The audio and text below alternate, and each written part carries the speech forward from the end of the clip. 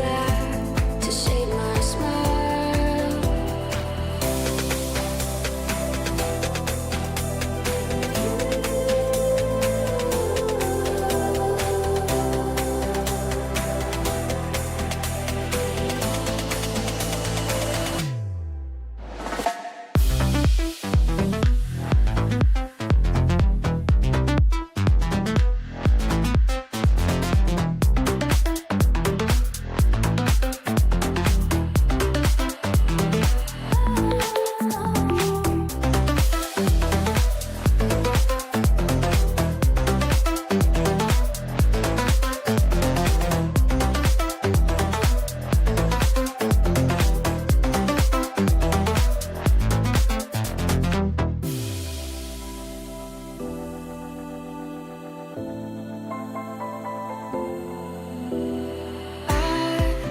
Was wrong to say I wouldn't change a thing, 'cause in the story of our lives, the best of times through colored glass, time rolls on enough to let me move on past, but every little now and then it creeps on back to shade my smile.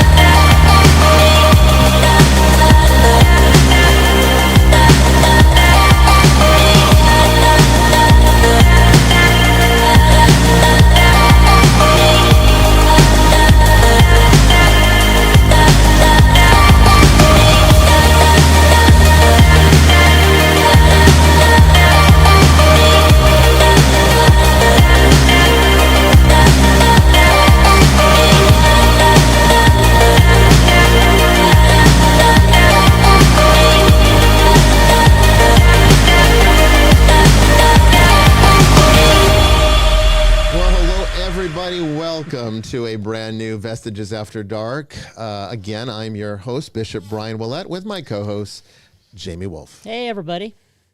It's been a long time coming, but this is the first high-definition broadcast we have ever brought to you. So if you have a high-definition device and you can set your resolution to 1080, you can now watch us in high def because we have finally fiber. And Yay! Right now we have the gigabyte up and down plan. We can upgrade that to 2, although I was told that would be largely unnecessary. So we are now streaming this at 60 frames per second with a 6,000 bit rate and 1080. So high def.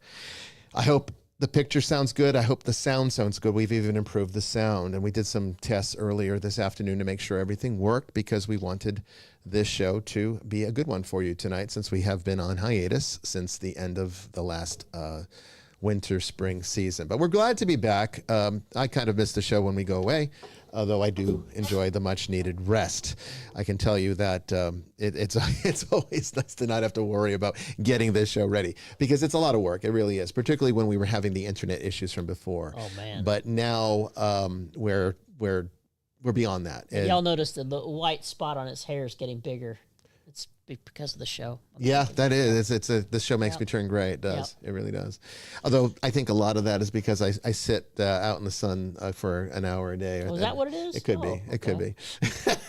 All right. So we've got liturgical libations since it's the summer special here. I have a bottle of one of my favorite. Chris might like. Oh, Lagavulin 16-year-old, one of my top favorites. It is actually the first Isla I ever tried. Oh, and, okay. This is when I was like, okay, I'm done with the Highlands. See, I'm a Highland or a Speyside girl, so. Yeah, when I tasted this, it's like, okay, I don't need anything else again. This is where it's at. And yep. This is Smell that peat and that smoke. Oh, there's a lot of peat, but it's also a very Prost. well, it's going to be very saline. You're going to have a little bit of iodine in this one. It's very much the ocean influences this. When the first description for the palate is pungent and potent, this is the great Isla malt. This is the one that defines it, in my opinion. There's people that say it's Ardbeg, people that say it's Lafroig. For me, it's Lagavulin. I do like Ardbeg. Oh, see, I just taste the ocean. It's just pure ocean to me. What do you think? People either love it or they hate it. Well, you know me, my palate's still developing. But you taste the salt? It's very, I do taste the salt. It is very peaty, which I have my palate has a problem with, but I can see where you taste the ocean. Yeah. It's the most, I would say it's the one that captures the ocean more than any other. It's something that could grow on me, but I wouldn't be able to have more than a dram. Well, we've never featured it on this show before, so I thought it's Well, thank time. you for sharing that, yeah. Well, I opened it before you gave me my gift, so it was like, okay, well, I got to get through this now, because I can only have so many bottles of whiskey open. You know, it starts to get aerated, and they don't taste as good after a while. And I don't drink as much whiskey as particularly in the summer. I drink a lot more. I switch over to rum. Yeah, rum and wine. Believe it or not, I drink a lot of Guinness in the summer. Yeah, I can see that. It's just so crisp and fresh for me. I love a good Guinness. Yeah, I mean, I'll down a pint in a heartbeat. Nothing's wrong with that. Nothing's wrong with that. But yeah, thank you. Yeah, enjoy it. I just like that saline taste. So before we get started here, let me tell you a little bit of the story about this internet here, because you wouldn't believe this. They had to lay a new line because when our current ESP that we've been using, remember how they had their line cut by this company when they laid the fiber line? Well, when they laid the new line to restore the one that this company, the fiber company, cut, they ended up cutting the previous ISP's line. Nope. And so what that ended up doing is they had to lay a new fiber line because they just keep cutting each other's lines. And so we have now a temporary line in there. They're going to put a third line in, and they're going to put that one in a pipe. So it can't be cut again, which they should have done in the first place. But that's all going to happen on Friday, from what I understand. And hopefully that will be behind us. But I mean, this has been such a challenge, having to deal with this. But I think we're finally where we need to be. We're streaming in high definition, including the sound is high definition, and our connectivity issues should be a thing of the past. We don't have any buffering. The ping rate is as low as it possibly can go, and everything's been working well. We've had the fiber in here for a few days now, and it's been solid. And I'll tell you, it is so much easier to work with these large video files that I have to work with, because I can just upload them in a snap of the finger. What used to take hours before, now it's just like 30 seconds. I mean, honestly, I'm not even kidding. It's that much faster. And the bandwidth is not an issue now. We don't have anything turned off. I think Tracy's even watching this show right now on our big screen TV upstairs. We weren't able to do that before. No, because you had to yell and make sure everybody was off of. Yep. Everything had to be shut down to stream this show on the old ISP. So this one's just been fantastic. So you guys let me know, though. If you find that there is buffering, please let me know, because there's things I can change. Like, I'm pushing it to the limit tonight. I'm doing high def. Okay. And I'm also doing it at the medium plan. That's the 1 gigabyte up and down plan. I can change that to 2 gigabytes up and down. And that would completely eradicate, I think, any bandwidth issues, if there are any. But I don't think you're going to have any issues. But you guys tell me if you see buffering. Let me know. If there's any issues, let me know. Right now, YouTube's reporting a solid stream, and I think it's going to continue. All the tests this afternoon, were perfect. There was no issues.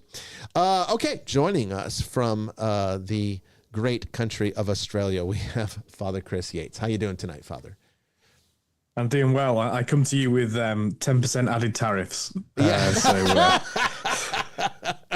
Cheers! You're having to pay an extra 10% to have me on the show. That's the way tariffs work. In case Americans don't know. Look out, because Trump will up it to 200. I do think that is the best whiskey in the world. Lagavulin, 16. I don't think there's anything better. I've drank a lot of different whiskeys, but I don't think there's anything better. I think it is my top. Enjoy a lot of whiskey. And there's really, I've never met a single malt that I didn't like. But as far as, like, if I had to pick one, like only one that I could ever drink, like, that's it. That's the only thing you can drink for the rest of your life, it would be Lagavulin 16, I think. Well, actually, it would be I mean, that would be probably hard to get. Yeah. I have tried that. I believe it was with you when we went up to Knoxville. Yeah, that was $250. Yeah, that was $250 a dram. You know what? If you're gonna experiment, let her rip. It's a good one. But yeah, to get a bottle. Brandon's joining us from Tennessee. How you doing, Brandon? I heard you had a question here. Yeah, apparently you just buffered for about 5 to 6 seconds right there, but only through the YouTube feed. Only through YouTube. That's interesting. Okay. So, but it's not like... Yeah, no, on Zoom, it's perfect. Yeah. But on YouTube, you buffer. Are you seeing buffering too? I did, yeah. Okay. I am. You are seeing buffering? On YouTube. On YouTube. Yeah, on YouTube. Only on YouTube. Okay, that's interesting. All right, because right now you're buffered. yeah. YouTube is not receiving enough I'm getting video. a swirl. Yep. I am seeing that now. Yeah. Well, that's not going to be an us thing. So you might want to get like the 2 gigabytes upload and download. I don't think it's that. YouTube it says, okay, I'm getting an error message, and it says YouTube is not receiving enough video to maintain smooth streaming. Viewers will experience buffering. Wonder what that means. I don't know what that means. I've never seen that. Now it's saying no data. It's done this before. Be a settings issue. It's got to be a settings issue with this new internet. So let me see what I can change. I don't think the problem is I don't think there's a lot. It's coming through now. It is. There's not a lot that I can change while we're live. Can't change anything on video output. I can. Oh, the bit rate was brought down. Bitrate was brought down to 2460. I did not change that. Let me put it back up. I wonder if that's what's causing it. It usually was a bitrate problem, I think, when we were having. Let's try this before, again. So I'm gonna see if changing that helps. Fingers crossed.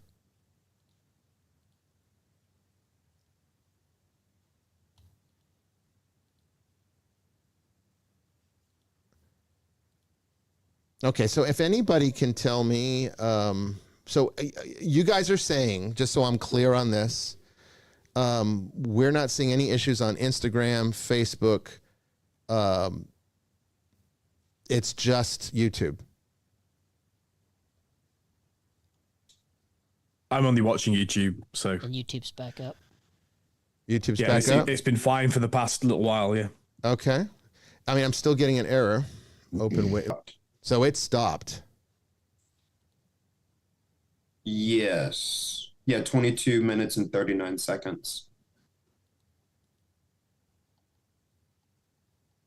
Yep. Interesting. Yep, it did. It cut off the feed on Facebook. I guess I couldn't handle all that speed. It got ran over.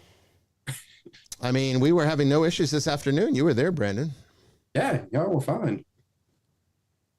Now it says the stream is healthy again. Yeah, so let's keep an eye on it. YouTube's been fine the whole time. You've just been talking. Tracy, if you couldn't, I see Tracy's telling me that Facebook's down. Tracy, if you wouldn't mind just putting the link to the YouTube page on Facebook with a message. Instagram seems okay as far as I can tell. But I went ahead and for some reason, the bit rate had been dropped to lower than what we were using before. And I did not make that change. It looks like it did that itself. So there's definitely some setting here that it does not like, or that one of these platforms does not like. And I think what we're going to have to do is kind of play around with it a bit over the next couple of shows until we get one that seems to be the right thing. I mean, that's bizarre. I don't understand. But right now it's showing it's a healthy stream on YouTube at least. But I can't bring back Facebook without stopping the show and starting it up again, which I'd like to avoid doing. So Tracy will put a link up there for YouTube people. Where I kind of expected, to be fair, I'm not entirely surprised by this. I kind of expected there to be some issue tonight because of having to update the settings that we have to work with this new speed. And I was trying to bring the best possible experience by testing it out and testing its limits. When the test this afternoon worked out fine, we were like, okay, this is okay. Now it's no data again. I'm going to give you guys, okay, here's what we're going to do. I'm going to give you guys the choice. You guys tell me in the chat, okay? We can keep dealing with this through the rest of the show, or I can stop the show now and restart it with a brand new page. It'll be a new link, and we can start it with new settings. What do you guys want to do? Any feedback on that? Because I have a feeling that this is going to keep happening on YouTube. We're going to have buffering all night if we don't stop it. Let's get it squared away before the guest comes on. Well, that's what maybe the best. If we're best going call. to the first hour segment would be the best time so that the guests can have the steady stream. Okay, so what I'm going to do while we're on here right now, okay, is let me go ahead and put in a new. Okay, let me go ahead and create a new page while we're doing this right now with you guys. This will not be the show that gets saved to the podcast, but it will be a new page. It's been pretty steady ever since you changed the bit rate. Has it? I've been still seeing a a buffering warning though. The the YouTube stream has been. I've been watching it the whole time. It's been fine. Has it? Okay, because it's like 8:14, 8:15, 8:16. It seems like every minute it says there's no data. Anything after 8:17 though. Every 8:17's been good. Yeah, everything after 8:17. Yeah. Well, I think you fixed it. maybe it was that. I don't know how that changed. All right, roll the dice. All right. Well, do you want to keep going? I think the guest said she wanted to move forward. Someone in the chat We'll keep going. saying, "Okay, So keep going on this feed. Okay. cross your well. fingers and your toes, everybody." All right. Well, we'll. All right. I'll just turn Soldier this on. off here. Hopefully there won't be any more issues. It didn't look like it disconnected at least, and this streaming service is pretty good about reconnecting without losing the page. It's just going to be a buffering issue. But I know what I can do to make changes. It's not the internet speed. Right now, it's a settings issue for sure. Absolutely, it's a settings issue. Something that all these different platforms do not like, and clearly Facebook didn't like it at all. So we might have to, maybe it doesn't like high definition. I don't know. Maybe we need to go back to the 720. I don't know. All right, well, let's get started here tonight with questions from the ether. What's our first one, Brandon?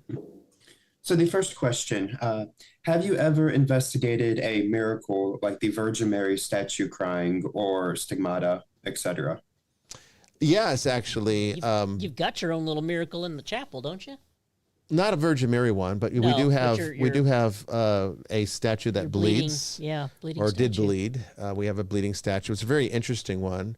It's a statue of St. Jude, just a very simple, basic, plastic St. Jude statue that you would get for just like a few dollars at a Catholic store. And it was a very I don't even remember where we got it. I think it was my grandmother that gave it to my father, and he gave it to me. It's been with me since my monastery days. Honestly, when I was in seminary monastery, I had it with me, and it never really did anything. Just a patron saint. Carried it around, kept it with the other religious paraphernalia that I have. And when we were, this would have been about more than 10 years ago, when I had set up one of my home chapels, one of the early home chapels that were completely closed to everyone. It was just a place that I would offer mass, a little corner of the home that we had. I had a much smaller home in those days, and it was just a little corner of that, my office that had a little alcove, and I put the altar in there. And that's where we had mass, my wife, Levi, and I. And well, one day I went down to get the chapel ready. It was like Advent season, and there was the St. Jude statue had a red viscous liquid dripping from it. And I thought, what on earth is this? And so I took a closer look at it. And this is the really interesting thing about it, is that it was this gouge-looking mark in the head of St. Jude. And it was dripping down all the way from the head down. And for those who know about the apostles, St. Jude was martyred by an axe to the head. And so it's a very interesting thing that this particular statue would bleed from the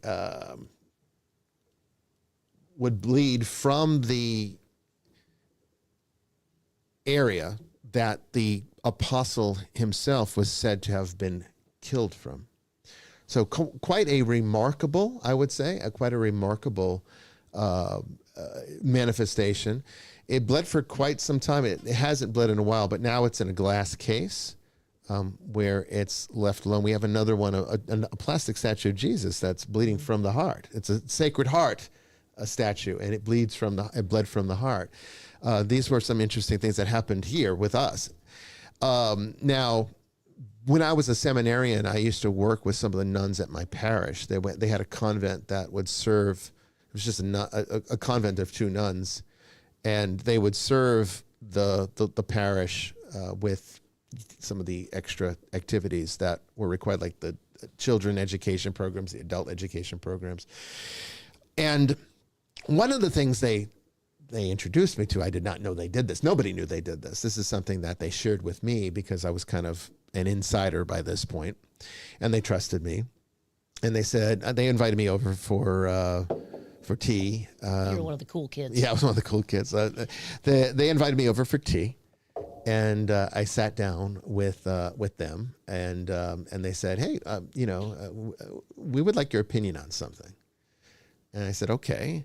And so they got me a book that was it was this giant book of all these files, and in each one of them was a case that they were working, where people in the local diocese were reporting some kind of apparition or spiritual manifestation or something, and usually an apparition of the Virgin Mary, and that they would be the ones that the diocese would call on to go and investigate it.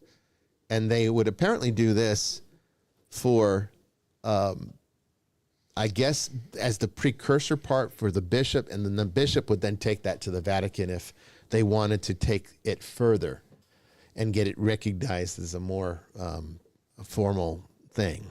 See, paranormal investigations is nothing new. No, and this is the good side of Nuns have been doing paranormal. it forever. This is not the demon side. This is Right. like the good side, Yeah. right? This is the side that we should be more focused on than the Yes. demons and all that nonsense. But anyway, I started to work with them on these cases, and one of the ones that they shared with me, and the one that they wanted my opinion on, was the one that fascinated me the most. They had a lady. There was a lady in one of our parishes in our diocese. Okay, she went to mass every day, and one day, while she was sitting in the pew, the Virgin Mary appeared to her. And from that day forward, every time she went to mass, the Virgin Mary would be there, would come in and sit in some proximity to her, usually in the pew in front of her. And so now you got to keep in mind here, this was the 90s, okay? The earlier 90s. And there was no Photoshop.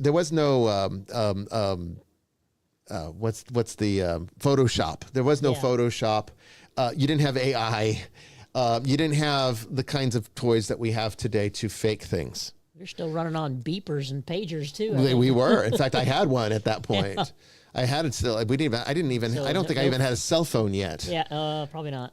And so the nun said, "This is what we want you to do. We want you to take a camera," and they had her take a Polaroid, so that Classic. it absolutely could not be faked, Yeah. right? Because a Polaroid is self-developing, okay? Had her take a Polaroid, and she says, every time you see the Virgin Mary, take a picture, okay? And so this woman did. She did this for years. Pictures of every mass she attended, which was a daily occurrence. She went to mass every day. And every day she came home with a picture of the Virgin Mary. And the pictures were absolutely astonishing. And this is the things that stood out to me. That this was the part that kind of, I guess, left me sort of in awe. What you see in these pictures is the church, her parish, okay? And this parish I went to. I mean, I attended at some point all of the parishes in my diocese. I was a seminarian for them. I made it a strong effort to get to know everybody in the diocese. And it's a big diocese. It's the Diocese of Palm Beach. It's a big one. And so I've been to this church, and I knew this church. I knew the priest that served the church. And you see pictures, and you can see pictures of the mass going on or the other parishioners. And then you'll see like the Virgin Mary in the distance. And then another picture, she'll be closer. And another picture, she'll be in the pew in front of her. And there was this one, usually it's always from the back, okay? It was always a luminous kind of image. It almost would wash out sometimes the rest of the picture, where it was almost like as if you were shining a light at the lens, and it would kind of wash it out in some kind of funny way. That makes sense. But one of the things that really got me is that at one mass, the Virgin Mary sat next to her, or stood next to her. She never really sat down. She just stood there, stood next to her. And so when she took the picture from the side, and the face was all white, pure light, with, you could see the features of a chin, but it was just pure white light emanating out, and just a hint of blue around the veil. Wow. The most remarkable things I've ever seen. These are pictures you will never see. Yeah. They will never be published. They will never be shared with the public. If anything, they have probably been locked away somewhere, or worse, destroyed. Both of those nuns are now deceased. They were up there in years even back then. And these were the property of the church at this point, because this was done as part of the investigation. And they had concluded, we together, I guess you could say, I was kind of an informal part of their little investigation group. We had concluded that there was no question that this was an authentic thing, because on one occasion, one of the nuns went with her to mass and sat with her. I'd love to investigate stuff like that. And there was nobody there. And she took the Polaroid, and the Polaroid developed with the Virgin Mary sitting right next to her, right where she said she was. And how do you fake that? How do you fake that in real time? This was a Polaroid camera, okay? One of the nuns who was there as kind of more of a devil's advocate. I mean, their job is really to prove it false. Debunk it, yeah. To debunk it. And she was there to basically make sure there was nothing strange going on. It was a normal mass, a normal lady. She says the Virgin Mary just came in. She takes a picture. She's sitting next to me, takes a picture. Sure enough, as the pictures develop, there is the Virgin Mary. And the nun said, you could see nothing. There was no one sitting next to us. Did y'all interview, here's the cop coming out, did y'all interview any of the other parishioners to see if they saw anything? No one ever saw anything. Only she ever saw anything. But what was profound is the fact that those pictures always had her in them. Yeah. And we're talking like hundreds, because like I said, she went every day. And we had years worth of these. So there was like 900 It pictures. makes you wonder how many other of these miracles have happened all over the world, and that we'll never know about. Well, they're just like, and partly because the positive paranormal ones don't get noticed. It's the demonic ones everybody cares about. Yeah. They don't care about the angels and the saints, right? So I was going to say this is far less if you enter the Eastern Orthodox world, this is, these things are much more matter of fact. Mm-hmm. Mirror streaming icons. I mean, I've been in the presence of those. I've been blessed with the chrism that comes from it. I like the fact that they sort of just treat it as, well, this is just a normal part of faith, that these miracles just happen. Yeah. It is more. The Western approach is more. I don't think it's better or worse, by the way. I think that the Western faith really doesn't want people to believe on the basis of the miraculous. We're supposed to be. We don't. In a sense, we're all St. Thomas, but we're being encouraged not to be St. Thomas. We're being encouraged to believe without the need to rely on, metaphysical phenomena that interact with the physical world, which is what we're talking about. Right. So I don't think either's right or wrong, by the way. I see reasons behind both, and on a practical level, if the church was advertising, the Blessed Virgin Mary appears next to this woman in this church. I mean, can you imagine the millions of people that would be flocking to that place, and it'd be very disruptive, and it would. And that's why it was never shared. It was never shared. If it's centered on icons that are on my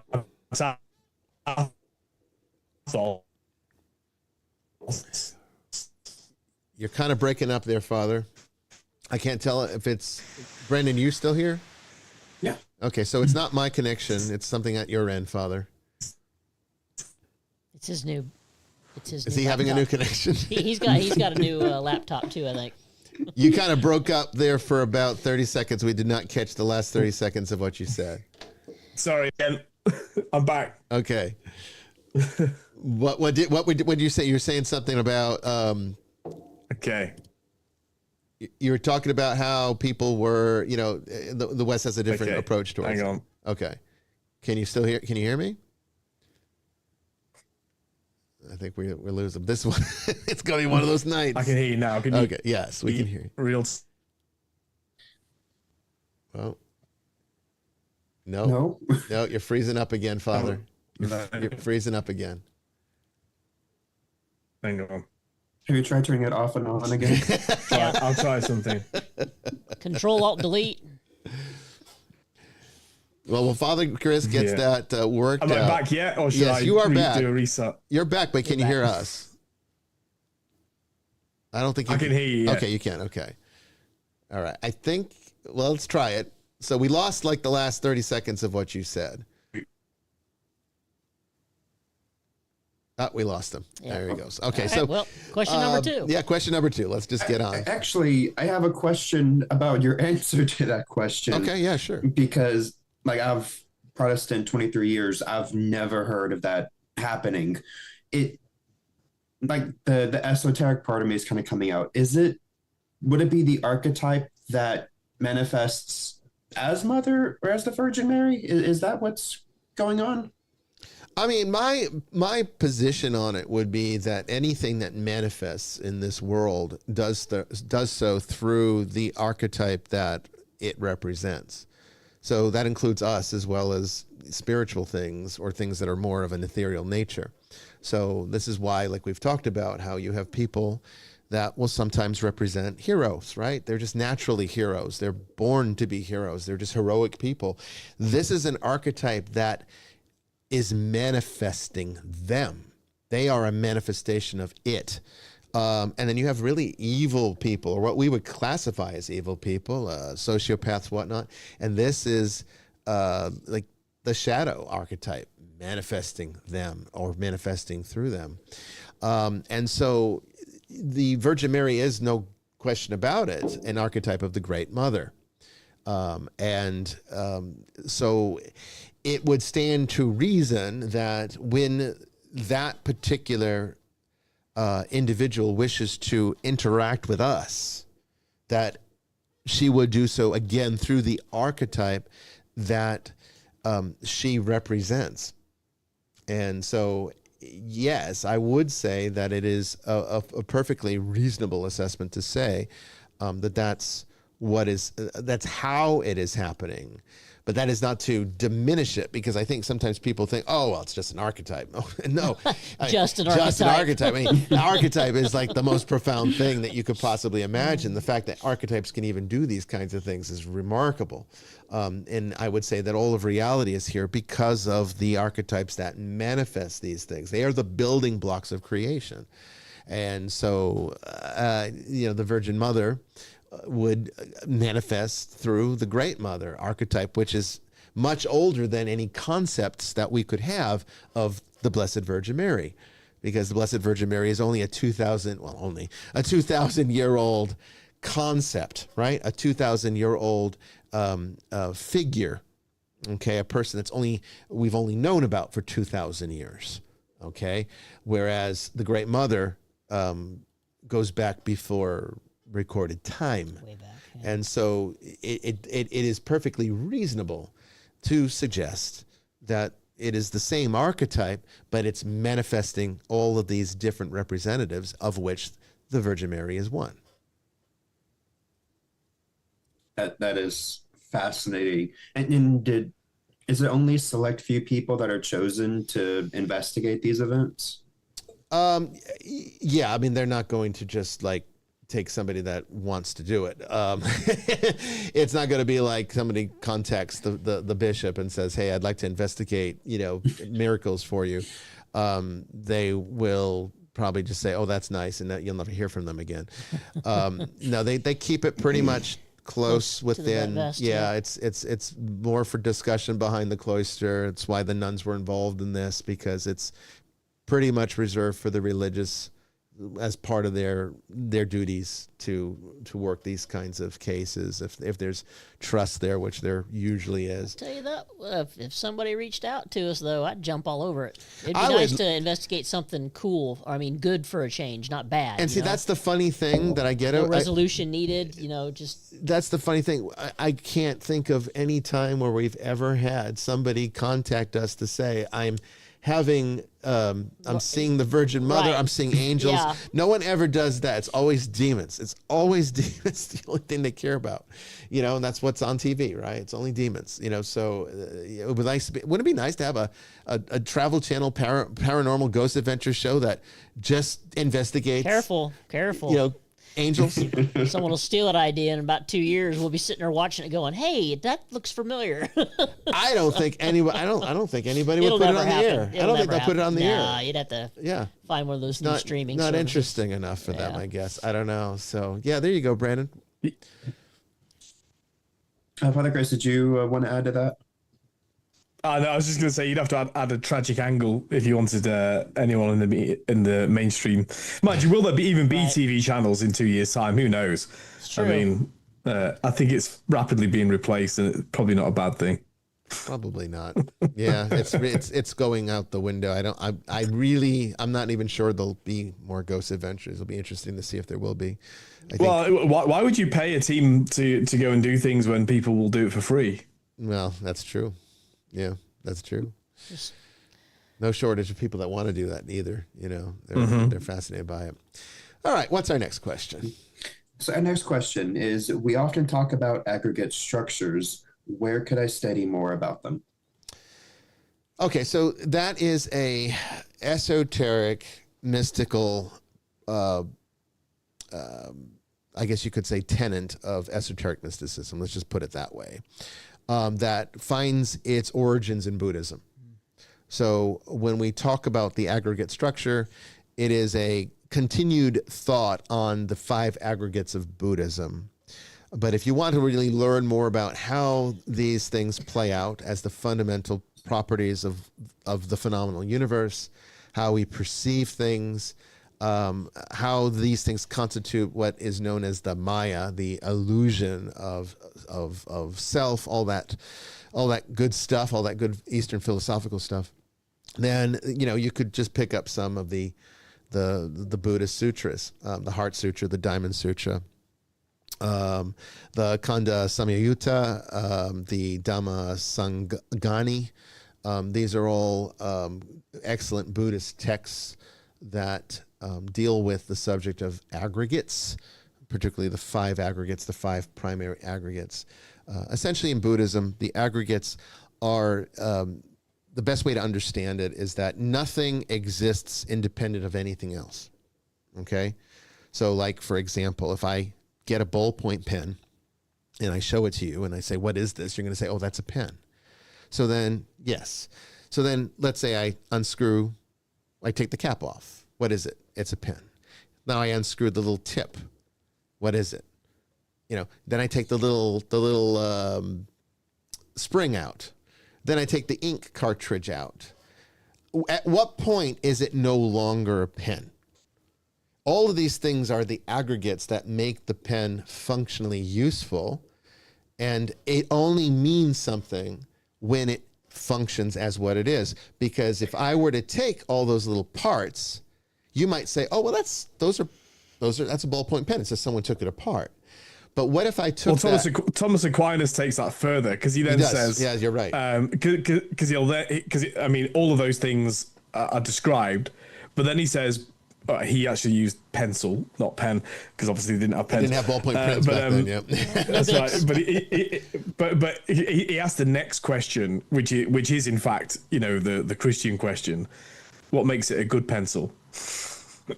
So you have what is it that makes something, and then what makes it a good something? A good something, yeah. And the analogy was that a good pencil is a good pencil if it will write, and the The inference being that human beings, what makes a good human being, or a good human being is one who does what God wants them to do. Right. That was his God's the sharpener. basic logic. Yeah. So, along those lines, yes, he takes it to Aquinas takes this concept to a moral direction. Buddhism, less about morality with this, more about the nature of reality. And so what I was saying is, if you were to take all those pieces, we might be able to identify them and say, oh, that was a pen, someone took it apart. The only reason we can make that assessment is because we know what a pen is supposed to look like when it's whole, when all the parts are functionally useful. But if you were to take that pen and share it with I forget the name of it, that tribe that's outside of India, that have had no contact with the outside world, they'll kill you if you come on the island. I forget the name of him, but there's an island outside of I know what you're talking about. You know what I'm talking. I can never remember what the tribe is or the name of the island, but it's right outside of India. Wasn't that long ago an American evangelical went there and got himself killed? He effed around and found out. Yeah, they'll kill you. They'll kill you. So, if you went over there, if they were amicable to you coming, and you took those pieces and showed it to them, they wouldn't be able to tell you that's a pen because there's no functional concept to it. They're just pieces of whatever. And we are just pieces of whatever that have become what we are based upon the concepts of function. And that's what the aggregates ultimately do, is that's what creation is. Creation isn't just something that exists. Creation is something that functionally exists. And that's where you get a sense of order and consistency. Otherwise, in fact, I would say this is what disputes relativism as a philosophy. Because while, yes, the universe can be very relativistic in the sense that morality is only as good as everybody agreeing to do it, and there's no real universal standard that says that you can't do something, we hold each other in that regard, though, right? Because it's like, well, I mean, take law enforcement out of the equation, take, judges and prisons and politicians completely out.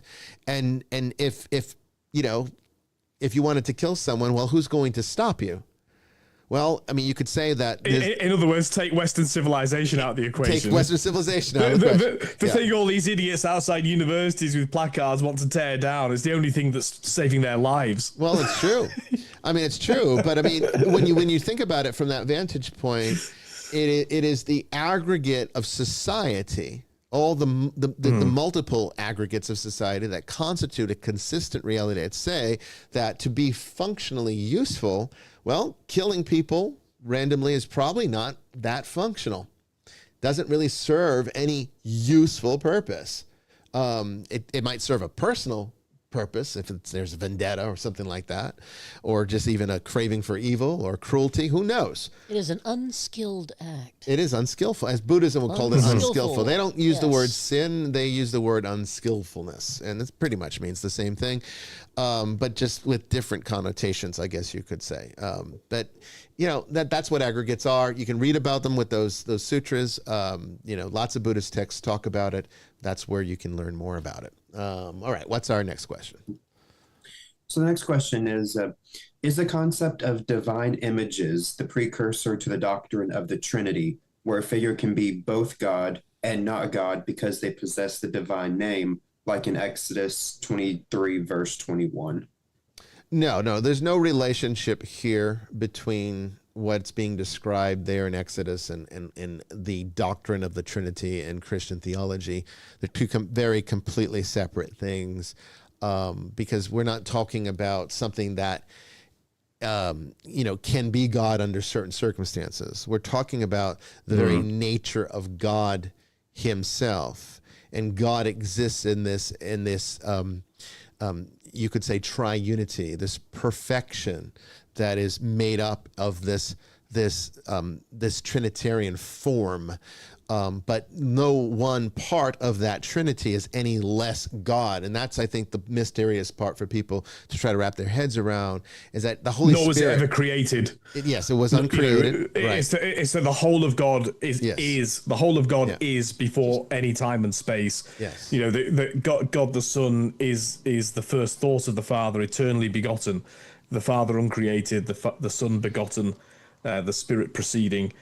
perfectly present before the dawn of creation, and obviously Christian faith is that God the Son then becomes flesh in the Virgin Mary. Well, the theological term is the incarnation. consubstantial, right? We use that in the consubstantial. Yes, it is a perfect substance of unity. They're not separate. They're separate. You could almost say separate in action, but not in essence. Okay. The Holy Spirit is just as much God as Christ is God, as much as the Father is God in Christian theology. But each one has their own functional direction, you could say. It is not the Father's action to save. That's the Son's action. It's not the Son's action to sustain. That's the Holy Spirit's action. But they're no less God, and it's not as though God inhabits them. They are, because that's when you start getting into some of the heresies that were refuted by the various ecumenical councils that dealt with them, because a lot of them were wondering, well, maybe Jesus was just a man who was adopted by God and became the Christ. Then you got others that was half God. Was half God, yeah. Or it's like it's two natures, right? He's a man, but but he becomes like he's adopted into God. There's all these different ones, and we can do a show on the various. It might be worth it, because a lot of I mean, I read this because I read a lot of. I'm not an evangelical Christian. I'm a Catholic, but I do read. There's lots of worthwhile evangelical Christians that write things and all the rest of it. But one of my reflections is that they're very, very often they are they refer to Jesus as though he is not does not have equality with God. Yeah. Mm-hmm. They talk about the Son of God, and of course he is the Son of God, but he's also God the Son, which is a better way of describing Jesus Christ. Yeah. And so it might be worth doing a show on that, because I think there is a lot of confusion, and a lot of your viewers are from that milieu. Yeah, we can talk about them. Might be worth clearing it up. All right. Well, maybe next season we'll tackle the various Christologies and why some of them became heresies, and actually perfectly understandable. When you go through the heresies, it's not like we're saying, oh, these are all evil, wicked people. No, they were just trying to understand. Heresy, yeah. It makes sense that it took a while to figure this stuff out. So we're not using it as the kind of heresy as is sort of cartoonishly adopted by Monty Python. We're talking about earnest people trying to figure things out. And even Gnosticism. No pantomime villains here. No, and even Gnosticism, which I think gets a real bad rap from the Orthodox Christian world. Not the Eastern. I'm talking just Orthodoxy in terms of of what is the accepted theology of the Nicene Creed, the Council of Nicaea. It's even Gnosticism. There were conceptualizations that Gnosticism had developed that became part of the standard theology, and I would say that the development of the Holy Trinity, in terms of how it develops in theology, not in reality, because there is no development for an uncreated being. We don't need to worry about that. It's just our understanding of it's going to develop, because it is a mystery, and it's a very challenging one, particularly for the ancient mind to wrap its head around in a culture where God could only be one. And monotheism they took seriously. So even implying that one God in three persons, it still sounds a little too pagan for some of the Jewish thinkers of that time, which is why they were trying to make sense of it in a different way. Gnosticism gave us the answer. And I really think the church did say, okay, we're going to keep that, even though we're going to throw the Gnostics out, we're going to keep this. And it was basically Gnostic emanation theology that helped, I think, us to develop the kind of theology that we now use in the church, and say that this is the standard by which we will base our beliefs. And in Gnosticism, all of these various the eons of these higher beings, if you will, emanate from something higher. So it's always like there's this uncreated source. We can call that, God, the unknowable God. And then that emanates out a profound sense. And we see this in Jewish mysticism too, with An Sof and all that kind of thing, the mystical tree of life. These are all concepts that are part of the esoteric tradition, and Gnosticism was right there in the middle of it. And while I'm not saying that the Father emanates Christ and Christ emanates the Holy Spirit, or the Father and the Son emanates the Holy Spirit, I am kind of saying that that's sort of how the church tries to make it make sense when people ask about it. Well, in talking about the procession, we should have a show on it, but in talking about the procession, the Holy Spirit proceeds. That's emanation. It is emanation theology. Yeah. It is, because we also talk about hesychasm and the uncreated light, and all these, Because Christ talks about the Paraclete that's coming, but not here yet. When as a precursor to Pentecost and all that type of thing. Well, my final bone of contention with the fact that the Catholic Church has retained the filioque in the creed, we can talk about that, is that if it was introduced to combat Arianism, it failed. Yes, I know. So get rid of it, because there's no point. Yeah, yeah, you're right. No, you're right. I mean, and it's. I think it should have never been changed, even though I don't think you're going to find that if you. It doesn't offend me though. No, the filioque doesn't offend me. If you take an Orthodox person and really sit down with them and talk about what they think, I mean. Really, there's no disagreement really. It was just essentially the problem is not that it was put in there. The problem was it was put in there with their say. They were not asked and without an ecumenical council. Right, and then was said that would never be done. That the tenets of the faith could never be, even minor things could not be reinterpreted or changed in any way without everyone's agreement. And that's the big. I mean, that's what creates, really, that was the straw that broke the camel's back as far as the Great Schism is concerned. Yeah, and that's why Orthodox are like, the churches always say, the Eastern churches, they need to come back to us. And the Orthodox are like, you're the one that left us. Yeah, you're the one that... and they got a point because they stayed together. Rome is now its own thing. So, in a way, the Orthodox, I think, have the better argument than the Catholics do. But because the Catholics retain I've got a foot in each camp.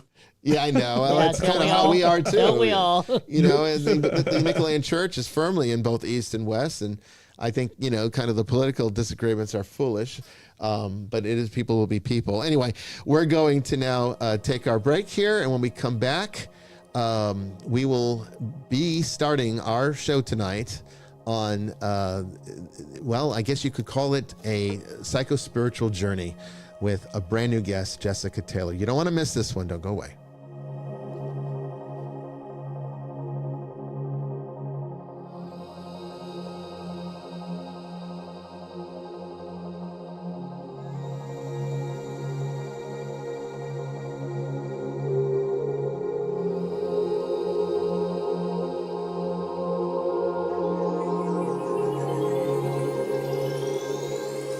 Just break my heart.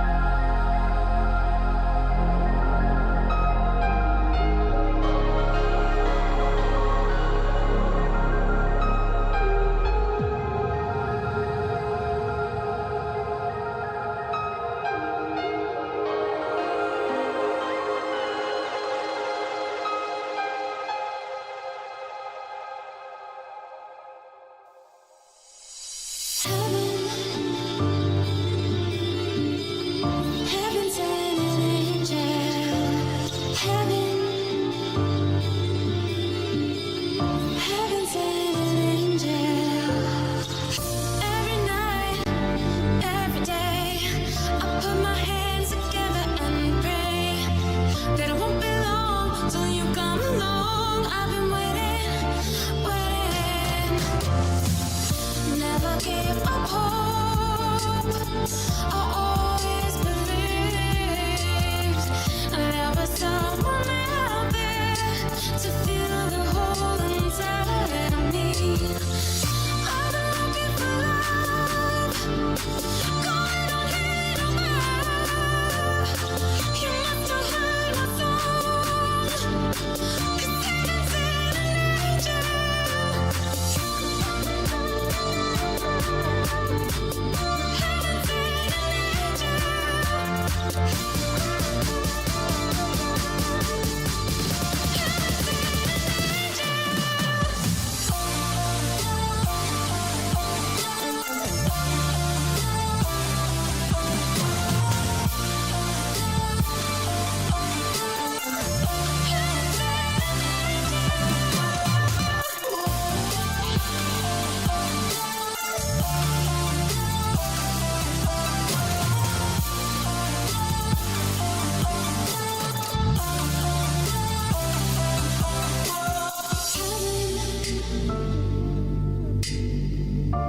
Heaven's in an Heaven's in an angel. Heaven's in an angel. Never give up hope. I always believed there was someone out there to fill the hole inside of me. I've been looking for love, going on here and back. You must have heard my song, 'cause heaven's in an angel.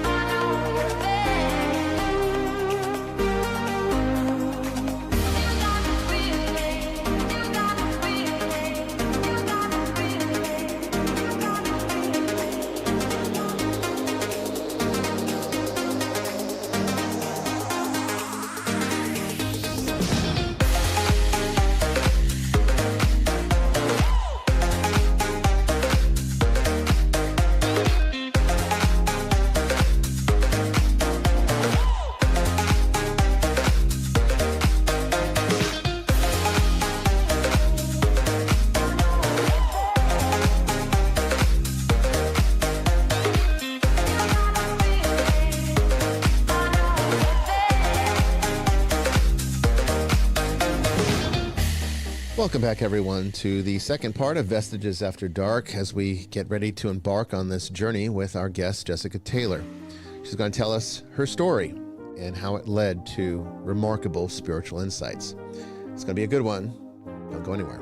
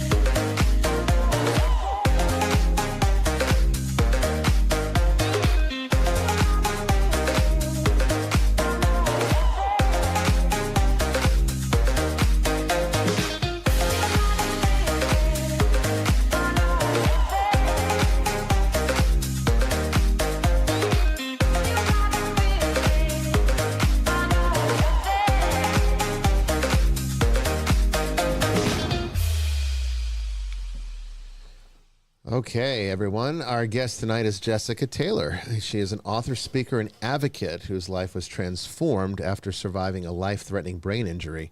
Her memoir, From Tragedy to Triumph, Reawakening My Broken Brain, has touched countless lives and raised awareness about head injury recovery, earning praise from Sarah Ferguson and a former president of Ireland. Through her journey, Jessica gained a deeper understanding of spirituality and humanity's interconnectedness, which she explores in her book, A Spiritual Awakening. Her research into theology, the Bible, and hidden Christian teachings on reincarnation inspires others to embrace their spiritual dimension and find peace and purpose. Jessica has appeared on television and radio in Ireland and Canada and has spoken at head injury conferences across Canada. Her story has been featured in documentaries made in Ireland and British Columbia, highlighting her advocacy for head injury awareness and her profound message of resilience and spiritual growth. Let us welcome to Vestiges After Dark, Jessica. How you doing tonight, Welcome, Jessica? Jessica. Hi. Oh, Hello. Can you hear me okay? Yeah, we can Yep. hear you just fine. We can hear you just Okay. fine. No, I'm not too bad. I get tired after 4 o'clock in the afternoon, so I don't know, how inspiring I'm going to be. Oh, no anymore. worries. No worries. I'm sure you will be. it's just okay. It's fine. only 11 a.m. here, so just go with that. Yeah, we can go Get on Australian Australian time. time, We'll do yeah. Australian time, yeah. We'll do it Australian time. Yeah. So, Well, it's been a life-changing experience. Number one, the injury to my brain was devastating. And I actually should have called the book,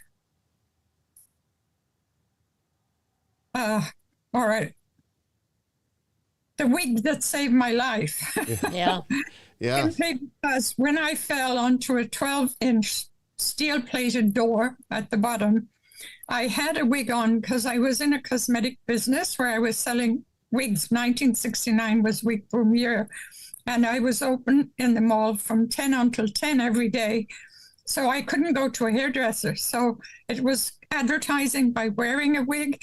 But when I fell down those 15 steps and my head struck that door, with the wig on, I still had a 2.5-inch split on my right side of my head. Oh, my goodness. Can you imagine a curly wig protecting me for that? If I had no wig on, I wouldn't be here. Yeah. I just wouldn't be here. But, people would have to read my autobiography, my memoir, to understand everything that happened. I wrote it because I wanted to share with other head injured people and families to let them see that you're not stupid after a brain injury. You can actually go on a higher level. Mhm. You can have miraculous changes. And that's a lot to do with the theta in the brain, alpha, beta, and theta Sure. rising.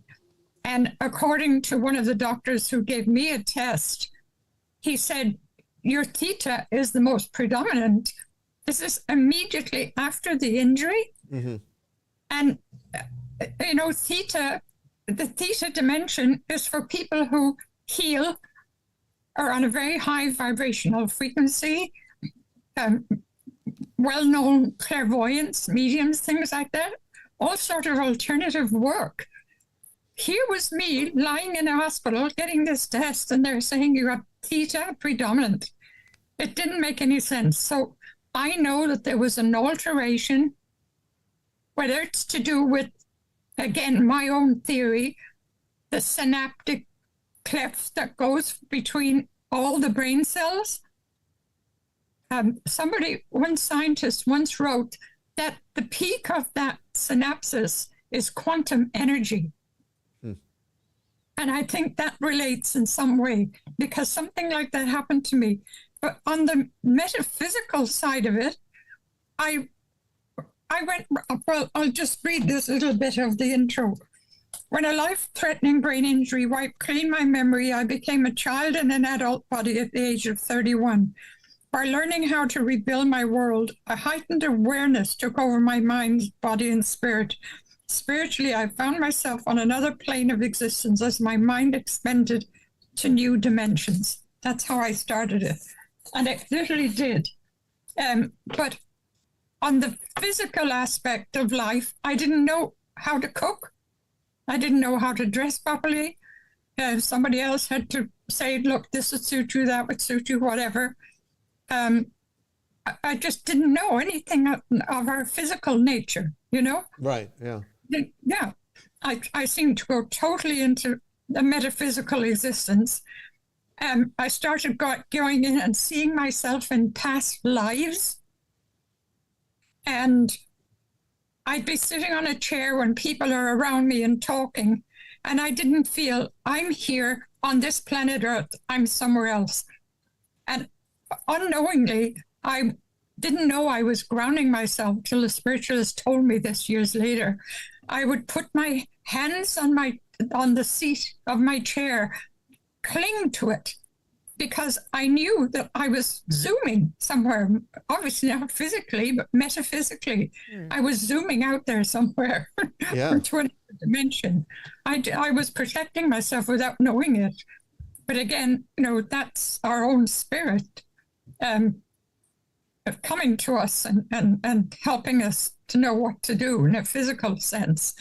Then I started seeing spirits, and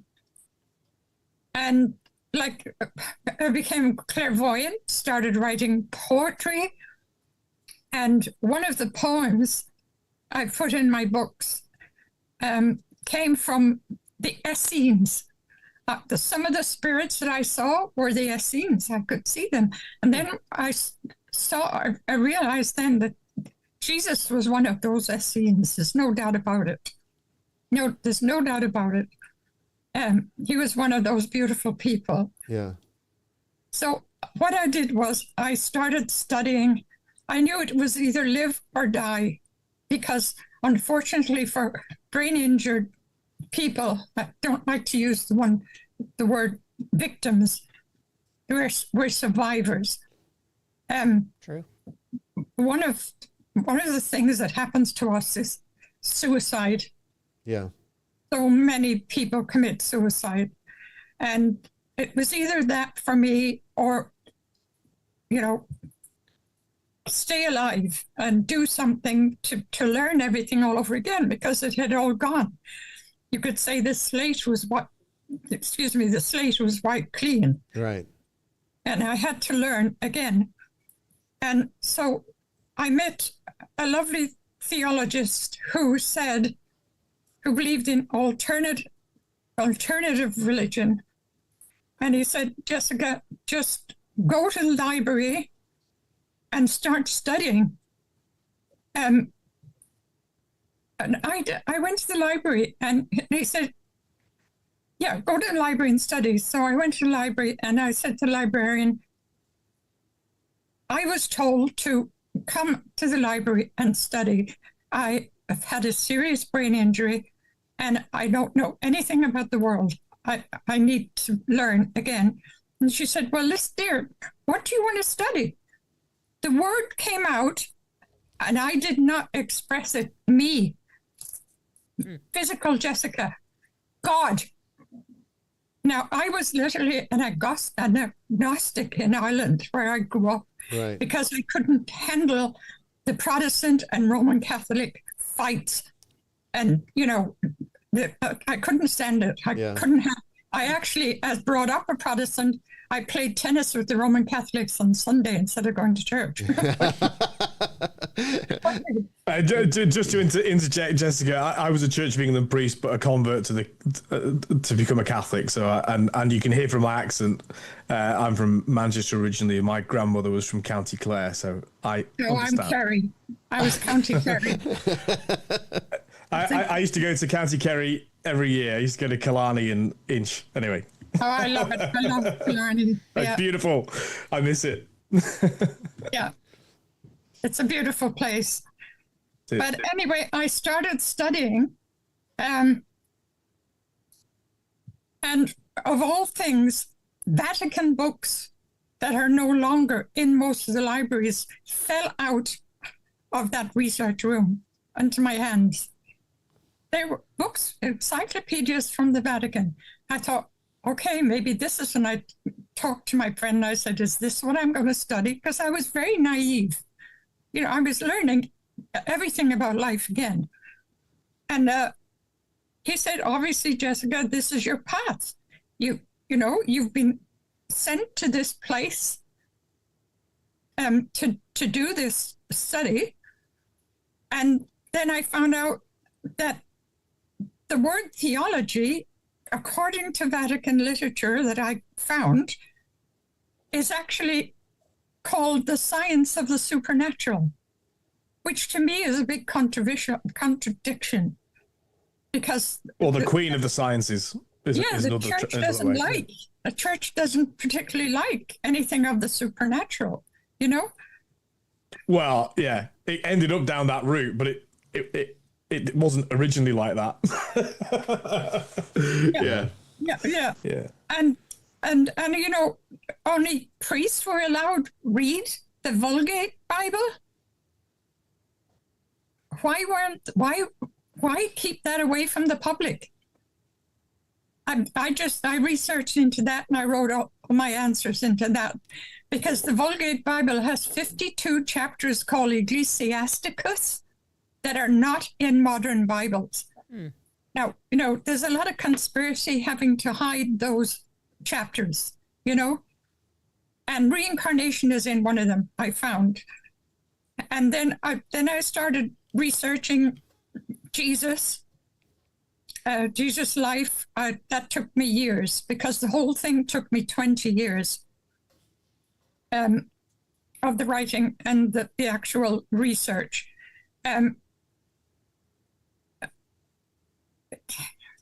So as far as I was concerned, if people asked me what I was doing, I said, I'm researching the science of the supernatural.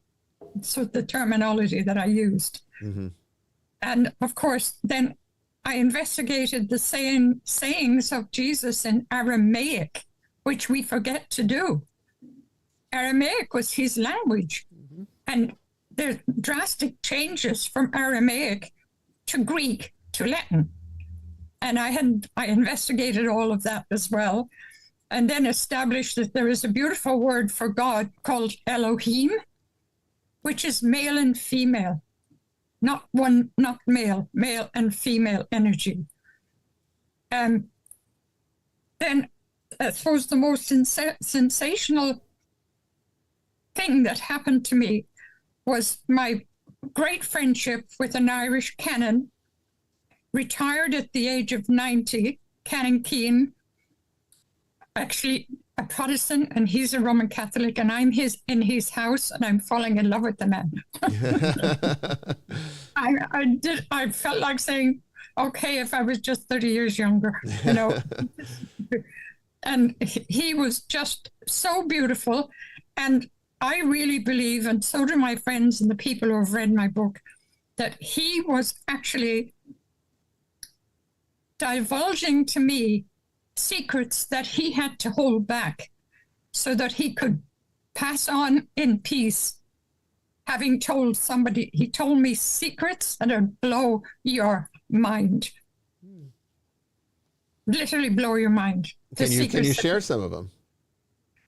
Well, one of them was that it wasn't Peter, that, you know, how the papacy is all formed on Jesus asking one of his students, his followers, his students, whatever they were, disciples, what they thought he was. And one of them said what he was: a metaphysical, beautiful being, spiritual, here to teach everybody whatever, he said. And they based the whole philosophy on the fact that Jesus said, "Thou art Peter, and upon this rock I will build my church." Sure, yeah. It wasn't. It was Simon Bar Jonah. That canon actually expressed that to me. Simon Bar Jonah. And then he took me back to the origin, in Jesus' language, in Aramaic, thou art Kepha, and upon this Kepha, I will build my gathering. So you're looking at two feminine nouns. Then the next thing, it went to Greek, thou art Petra, feminine noun, feminine noun. Then when the church took over, it was Petros, a masculine noun. And they turned Petros to Peter. Peter did not arrive in biblical doctrines for many years later, that word Peter. And when I asked that canon, why on earth did all this happen? Do you want to tell me how from way back from Darad Kepha to this Peter and everything? He said, Jessica, because you can't have a feminine noun following a feminine noun. I mean, that's mind-blowing that a canon of the church would divulge that to me, you know? Yeah. And we had long discussions about it. He was just amazing. And so we spoke then about a man that I had researched called Nicholas Notovich. He wrote a book, The Unknown Life of Jesus. He was a Russian that fell off a donkey in Ladakh. And fortunately, there was a monk's monastery nearby, and they took care of him. And while he was there, they gave him a legend about Jesus in India. But he was called Issa. Issa, yep. Issa, I've yeah. heard Issa, that. you know. Yep. Good. I'm so glad somebody else heard of that. Yes, ma'am. Jesus, If I'm not mistaken, Jesus is referred to as Isa in the Quran as well. In the Quran, Yes. it's Islamic. Yes. Yeah. Yeah.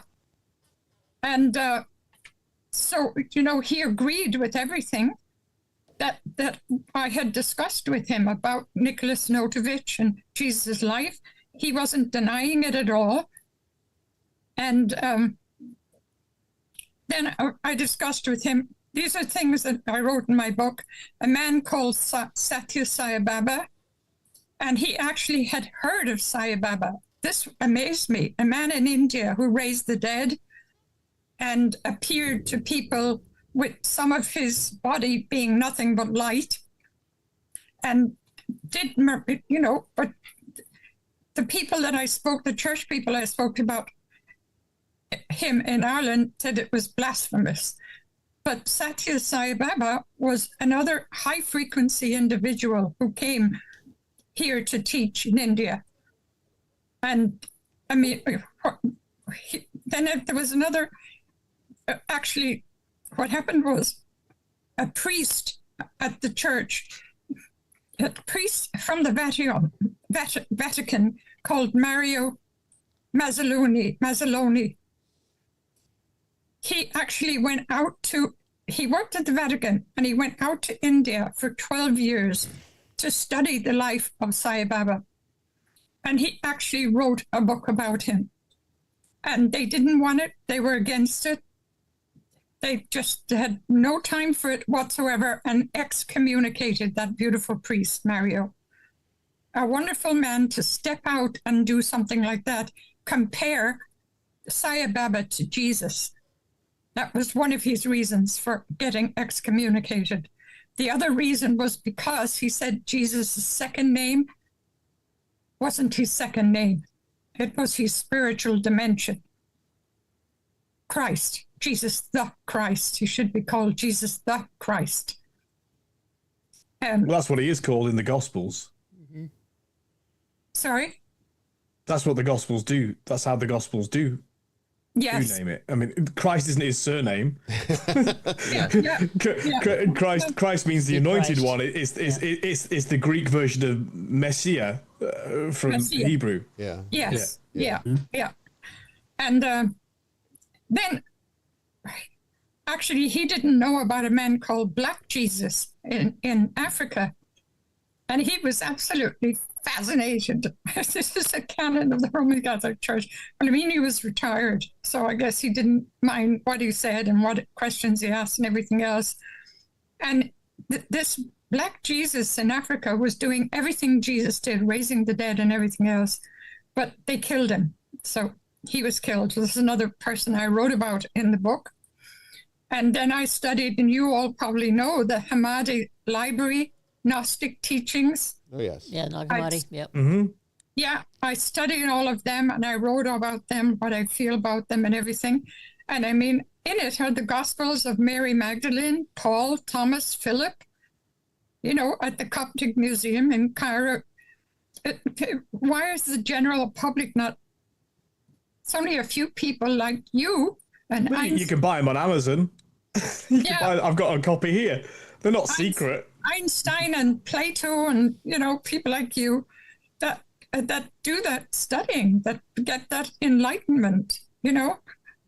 I think, Jessica, if I may interject here, I think part of the issue that I have seen as a pastor who works at this higher level, the kind that you're talking about in a lot of ways, trying to, you know, keep a foot firmly in the sacred tradition, but also, you know, another one in a bit of a higher place, because I have to kind of relate to people on multiple levels. I can't just focus on one group or appease one particular ideology, because the nature of God is so much larger than all that. So I always find that my role as a pastor is to reach people where they're at. So I think part of what I have noticed that if I'm understanding everything you're saying correctly, I think part of the challenge is that people are largely uncomfortable stepping outside of their paradigms. And it's not just religion. It's I think we see it more with politics than we do with religion these days. You know, and I think that that is religion now. Politics is religion. Is most people's religions now. It is. That's why it's so dangerous. Yeah. But I think what it is what it sounds to me as you know, you're coming from this largely agnostic foundation. You have this traumatic accident that changes your perception of reality to a way that now you have to start over. And now you're starting over in a way that is inspiring you, almost directing you in a way that you're being led to discover the rest of the picture that's been incomplete up until now. And that gave you an opportunity to step outside of whatever paradigms you existed in before that you were comfortable. I think that's what it is. It's about comfort. I think people don't like to be uncomfortable. They don't like to be afraid. And anything that challenges what they think is true scares them. And that doesn't matter if you're the Pope or if you're just like some little person trying to make it in the world. Everybody seems to suffer from that same phenomenon. So it really comes down to overcoming fear. So do you think your accident puts you into a state where, well, the worst that could happen to a person sort of happened to you in a way, and now what is there left to be afraid of? Now it's just, let's see what's out there. And it sort of opened you up in a way that the average person would never even think to do, because they've been playing it safe their whole lives and they haven't had a traumatic experience like what you're describing. So it's just easy to maintain status quo and not rock the boat and not anger anybody and just keep everything simple. I think that's what it is. But, you know, maybe we all need to have a traumatic moment, maybe not necessarily one that's physical, but certainly one that forces us to step outside of ourselves. You experienced that in a real physical way, and it certainly was life-changing. I mean, you've been on this direction for quite some time now. You said it happened in your 30s. So, you know. I'm 87 now. You're 87. Oh, my God, goodness. You look amazing for 87. You look great. That's fantastic. May I ask how you do it? Yes. It's West of Island skin, isn't it? It's is West that of what it Island is? skin. That's what it is. That's what Yeah. it is. Don't believe me. They just say you can't be. You can't be. I said, I am. That's it. I was Oh, born in no, I would have guessed. I hope my mean, Irish genes have a little bit of that in me. I would have Yeah. guessed. I would have been afraid to even say it because I would have guessed like early 60s, and I would have thought that I was going too high. You look fantastic. You look fantastic. Yeah. So this has been good for you.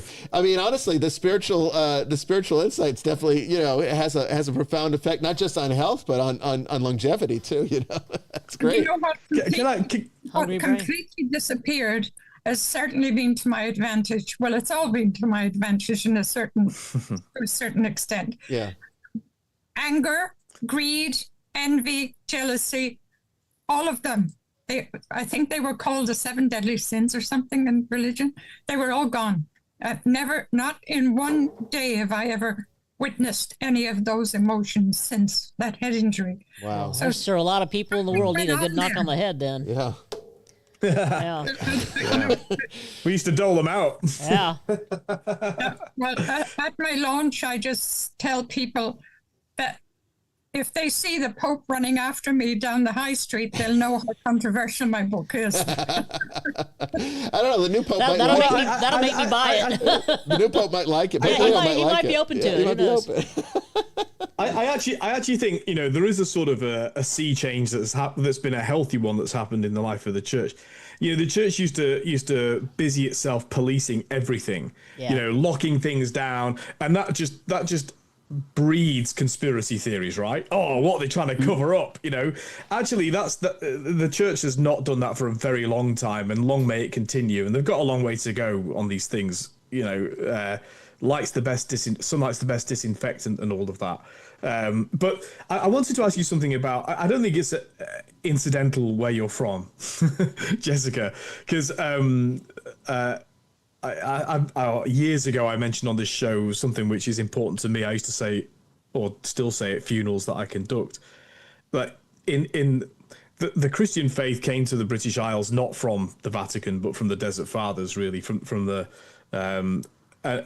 and whereas the Desert Fathers had the desert to surround themselves with, there's not much desert in the west coast of Ireland or the west coast of any part of the British Isles. But they had the ocean, and so they built their monasteries, on craggy rocks, right? Mm-hmm.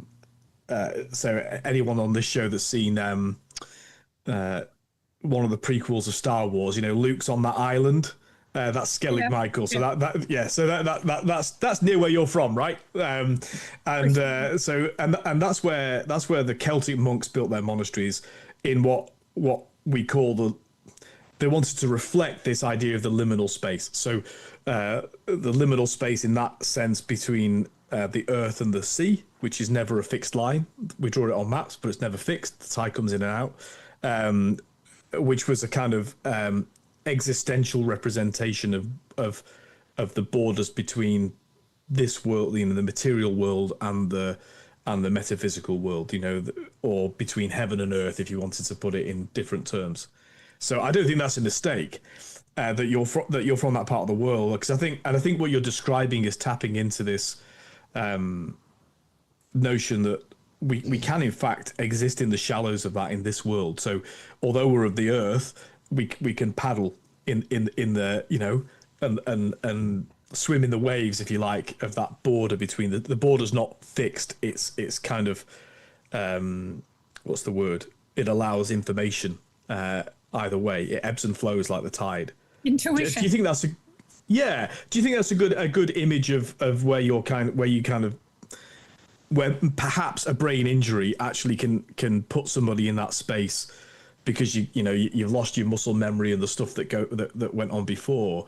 Yeah. In a way, you kind of permanent. You put in that in. It's easier for you to be aware of the breakthrough between the worlds. Am I describing it? Yeah, probably very badly. Yeah, you are actually, and you're tapping right, but I know it's only my theory, but I firmly believe that brain injury in the medical profession, they concentrate only on cell injury. They never talk about the synaptic cleft in between every brain cell. That's because they don't understand it. Because it's metaphysical. Yeah, of course. That's why they don't tap into it. And I believe because of the fact that the doctor said your theta is the most dominant, and that's not everybody's. Theta isn't dominant with everyone. I think it's beta, isn't it, or whatever. It's not theta, only in special people who are more into the metaphysical aspect of life. And how the heck could that happen to me? Unless something happened there that those synaptic clefts were heightened, possibly frequency raised. I also have a theory that Irish people in general have a higher theta brainwave situation. You think so? But I'm serious. I'm absolutely serious. I mean, John Knox, he's a mathematician, but he's an apologist for the Christian faith, right? You know, he goes on, he does these debates. And he says, you know, when he went to uni, and they said, look, you know, you're really smart. You can have a great career as a professor, but you've got to get rid of all this Christian business, you know, because no one will take you seriously if you believe in God, you know. And they said, look, we know you're Irish. There's a sort of assumption that, you know, Irish people have got this, sense of a divine connection that actually is fairly unique to Irish people. I mean, it exists in other people as well, but so that's just a theory of mine that there's a genetic. Definitely. Well, I think the tales of Tír na Nog are based on some metaphysical reality, you know. Yeah. They gave us whiskey, Father. They gave us whiskey. So, I mean, that proves it all. Whiskey too, yeah. Yeah. Bushmills. Yeah. That's right. When I was a child in Ireland, you know, people spoke about the soul just quite naturally. Yeah. Yeah. The soul. He's a good soul. She's a good soul. Whatever. They spoke about it quite naturally. And so that was another subject matter that I had to investigate those 20 years. What is the soul? That's all in my book. And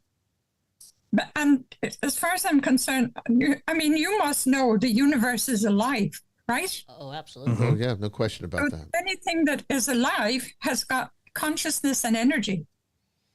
Yep. And I firmly believe that's where we all came from. I agree. That conscious energy. And we're all part Well, of I think that's perfectly biblical. I think, you know, that's the whole essence of Genesis, you know, that not that Genesis is a science book, because it's not. It's a poetic work. But the idea that that God creates us in his image and likeness, which means and the direct connotation there is to be co-creators with him. So the fact that we are creators. What makes us like God is that we are in fact creative, and so yeah. I mean, I think that's unfortunately, you know, in any sort of stratified religion, these things get sort of bored out. You know, like, you know, they get sort of because of repetition, it becomes sort of forgotten how amazing that principle is. And I think, you know, it's the job of certainly of the clergy in every generation. And I think the church has got far too rationalist, actually. And I say that as somebody that enjoys rationality. I'm a Thomistic kind of a scholar, but you can have too much of that. And I think, but the wonder of that, you know, in the image of God, he created them, male and female, he created them. Because we've heard it for so long, you know, thousands of years period, we go, oh, yeah, he created us in the image of God. It's like, no, he created us in the image of God. Like, that's amazing. Yeah. That's miraculous. That's, you know, think about all of that connotates, you know, that we're to be like him, to be creative. That's why we're artistic. It's why we create music. It's why we have... it's how we can actually fall in love with people, how we can, you know, it's the essence of why we care for our children.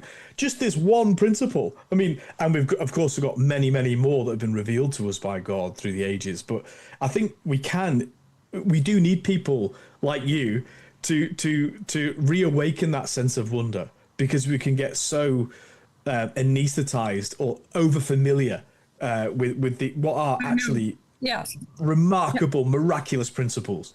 I'm calling God he. You know, it's male and female.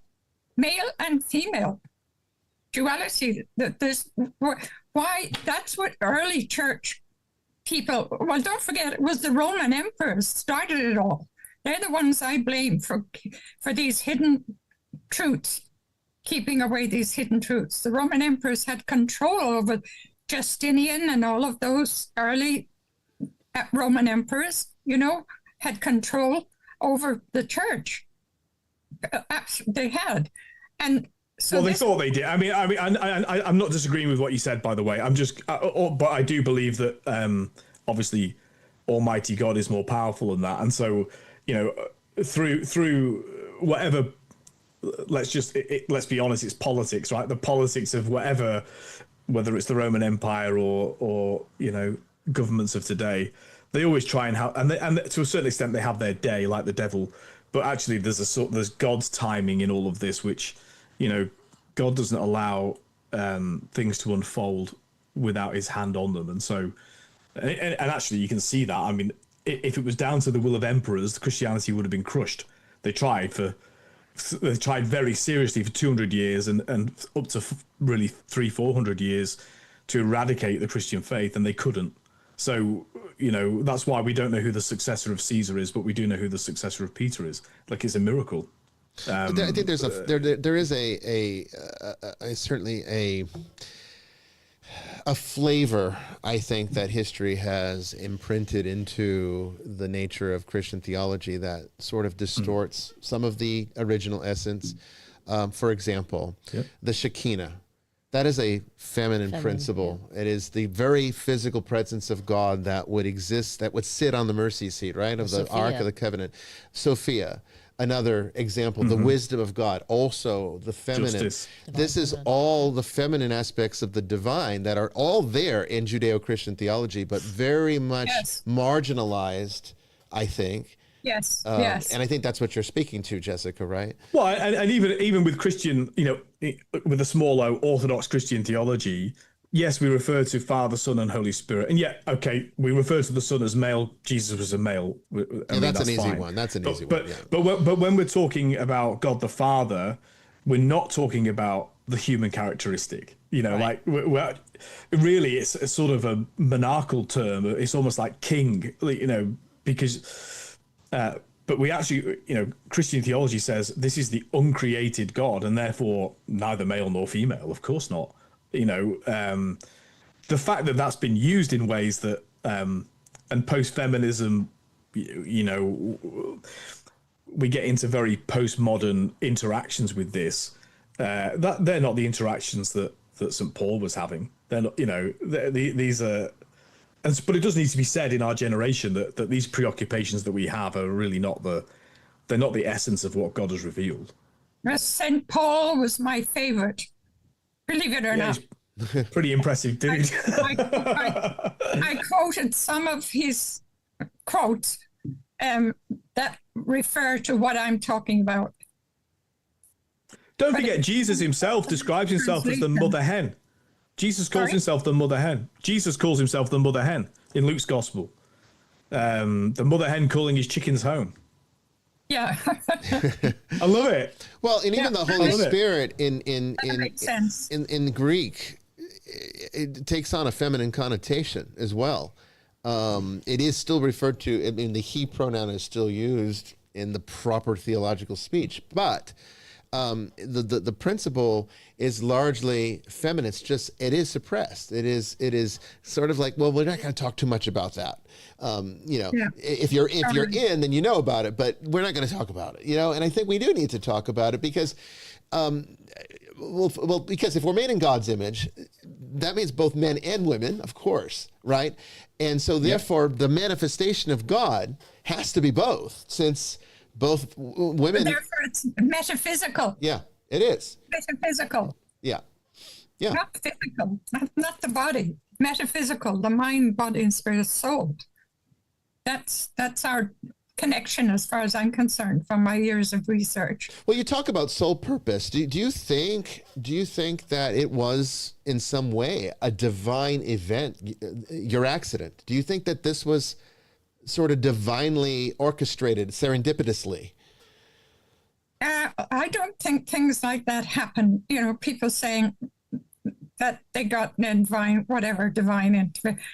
I think it was just what happened to me. Okay. And my study that brought about, I just studied for myself to wake myself up, because even speech was bad. I couldn't write.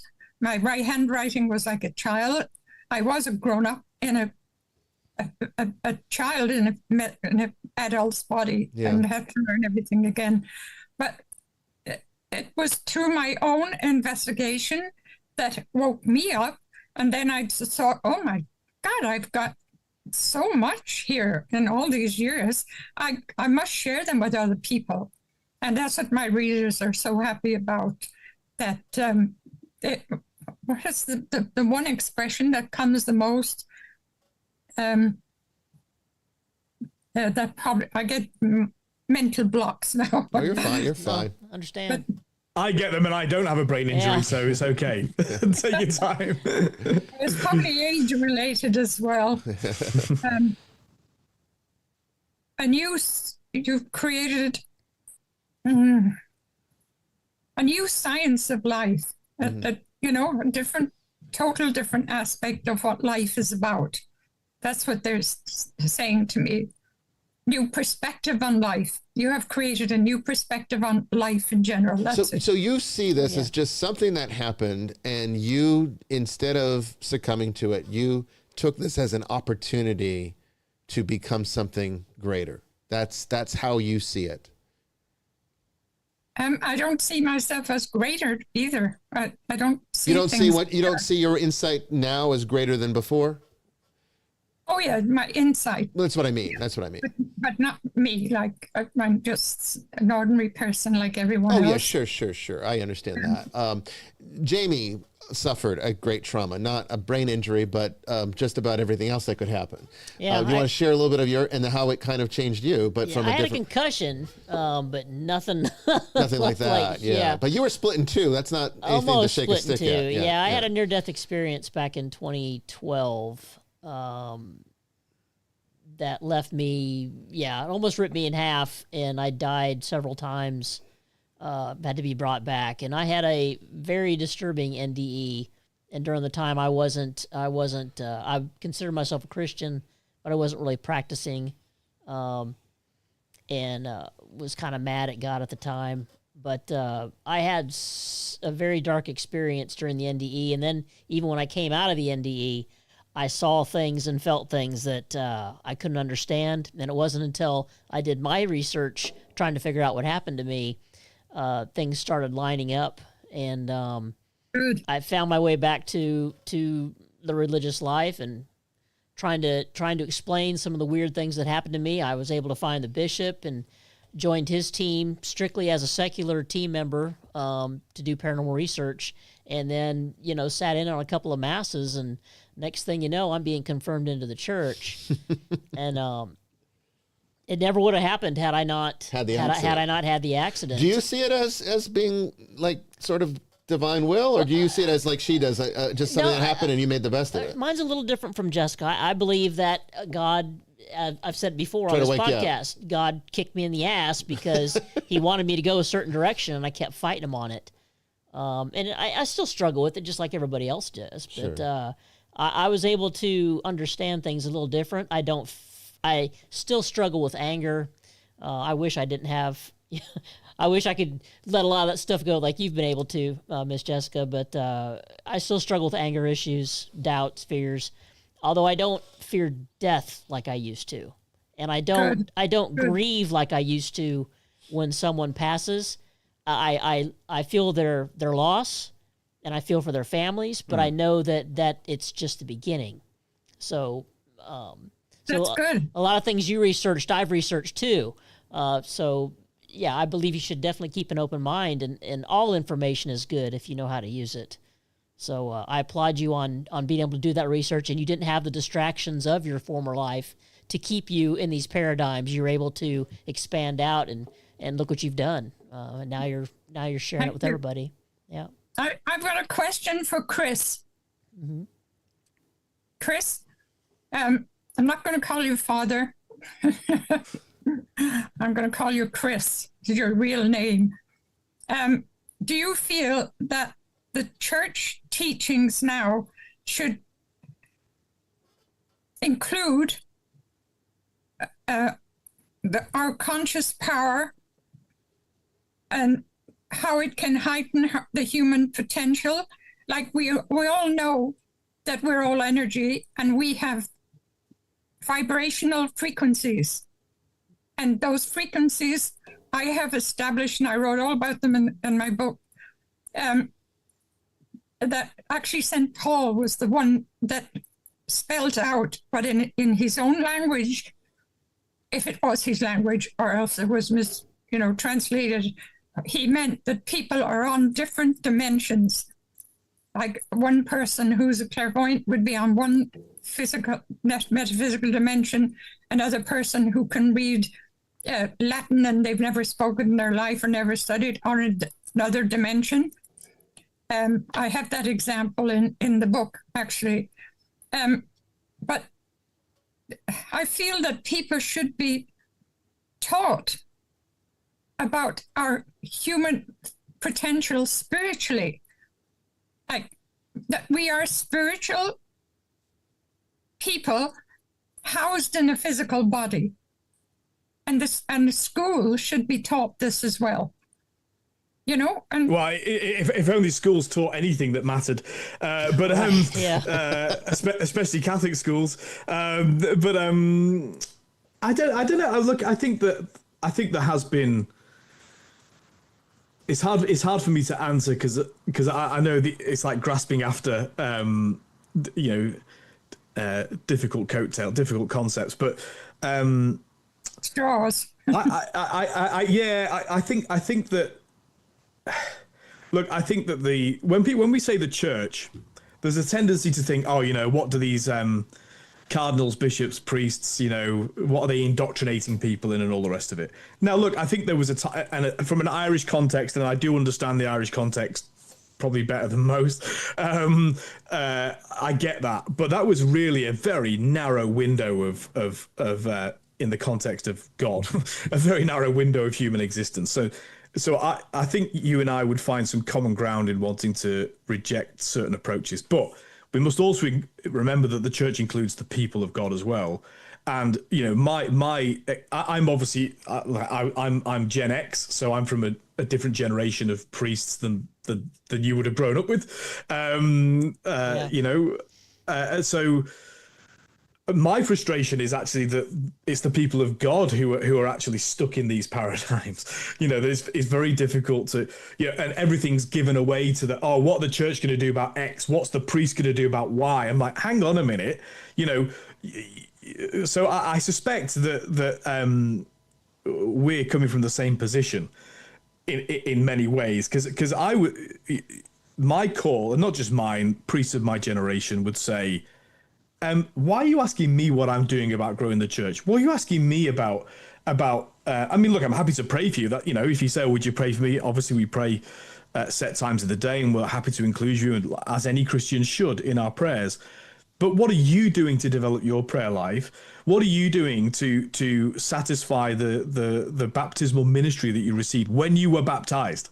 So what are you doing to encourage people to think maturely about their spirituality and about how that interacts with the real world and the life, the mundane lives we have to lead, but also with the world to come.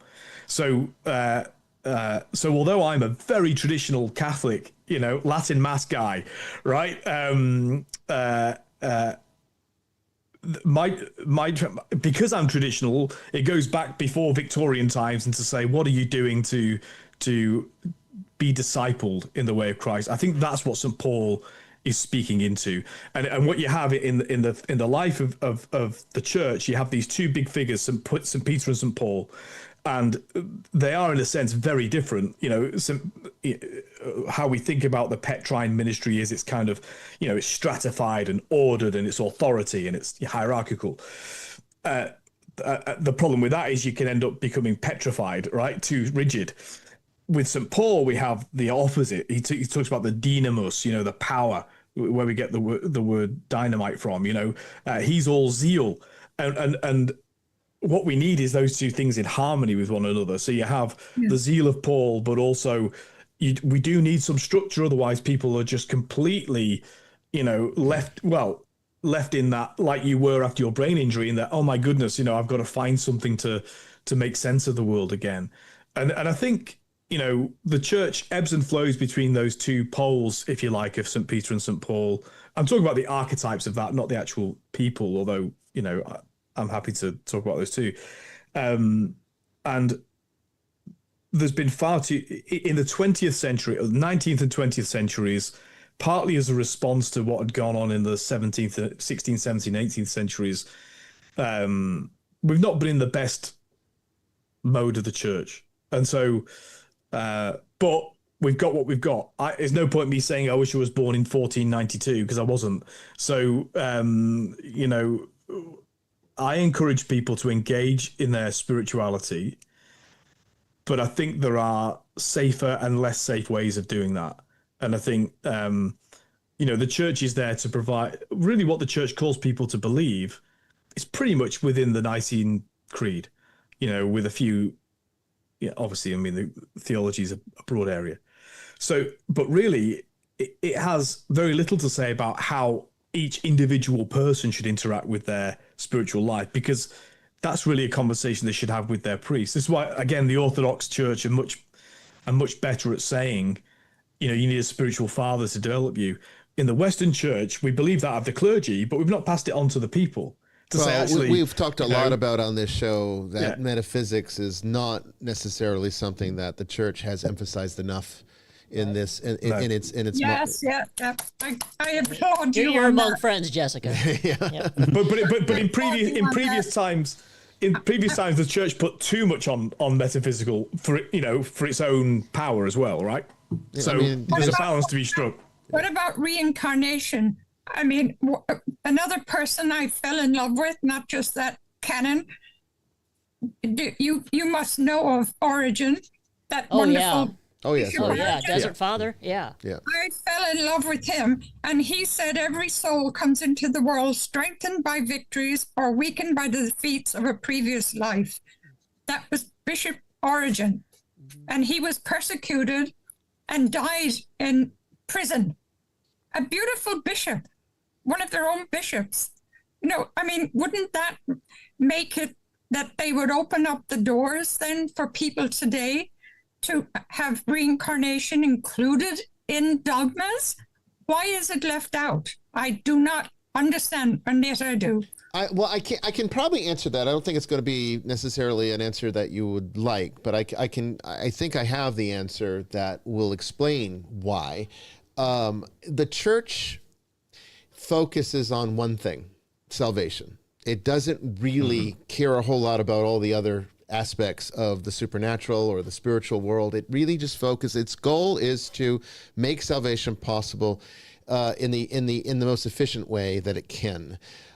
So I think to a lot of theologians, past and present, and much to the dismay of people like you and me, Jessica, because I agree with you, reincarnation is seen as superfluous. It just gets in the way and makes it more confusing than it otherwise needs to be. I'm a Catholic bishop now, but I left the church 3 times, and in one of those times that I left, I became a Buddhist for more than 10 years. So I embraced Eastern philosophy, which of course embraces reincarnation. And I don't have a conflict with it. I don't see a conflict with it. I didn't just abandon those ideas just because I'm now Catholic again. I find a harmonious balance between the two. And I find that where one does a good job, the other one fails, and where one fails, the other one does a good job. So they complement each other. They do complement if you let them. You let them. You have to be outside your paradigm to do that, though, and that's the hard part for people because they think they can only be one thing. And I think we're too large to be put into one box. We can't fit into one box, but we try. They try. The world tries to put us into one box. You can only be a conservative or a liberal. You can only be a Christian or a whatever else you might want to be. I think every established religion has something to give to the whole process. Yes. So I think that explains why. Should they? No, I don't think they should have suppressed it or been afraid of it or moved around, because I think there are people who did leave the church. Brandon can speak to this. There are people who either left the church or wanted to leave the church because it was too suffocating and restrictive. And they had too many questions about things that were not being properly answered. And they basically concluded that, well, there's no information for me here, so I'm just going to move on. And then it leads to... We can also be wrong. We do need to have a bit of humility ourselves. Yeah, of course. Just because we're not satisfied with an answer doesn't mean the answer isn't correct. Correct. You know, like we have to have the humility to go, well, you know, I'm only wrestling with my ability to hold things in tension, to, it's very hard to remove our own anecdotal experience from, the whole. Not that we should always do that, and when to do that and when not to do that. This is about real life, and I mean, in terms of reincarnation, I just think that going back to those liminal spaces, we get glimpses through the veil, and we're allowed to. That's something God clearly intends and wants to. I mean, listen, I believe at every single mass that bread and wine becomes the body and blood of Christ. So right. I believe that mystical things can happen. A strong interaction between those worlds, right? Yeah. But and I think that can be interpreted as a sort of, oh well, I've got a past life. Well, no, it's that you've got a life that pre-existed, that exists and is to come, and all of them exist within God, and that's that's solid Christian theology, by the way. That all time is present to God, and therefore, and all eternity, and so we get glimpses of periods of our lives that we're, in a sense, we're living and yet not living yet at the same time. And I'm confusing myself now. No, God's outside of time. It is a good thought. I want to give, though, we're at the top of the hour. We need to take our break. Yeah, but I'm just aware of the time. I want to give Jessica. I know that you said it was late, and you are more than welcome to stick around for the next hour, or if you would like to say goodbye now. If it's up to you completely. I've really enjoyed talking to you. We're having a great time, so we'd love for you to stay. If not, come back. Yes. It's your choice, Jessica. Do you want to stick around for one more hour? Or do you want to part ways now and then come back another episode? Or another episode. I think I'm hungry. I need to have some food. No worries at all. Before we go, is there anything you'd like to share as far as like contact information? We've put the link to your book on the chat room. Anything else that you'd like to share before you go?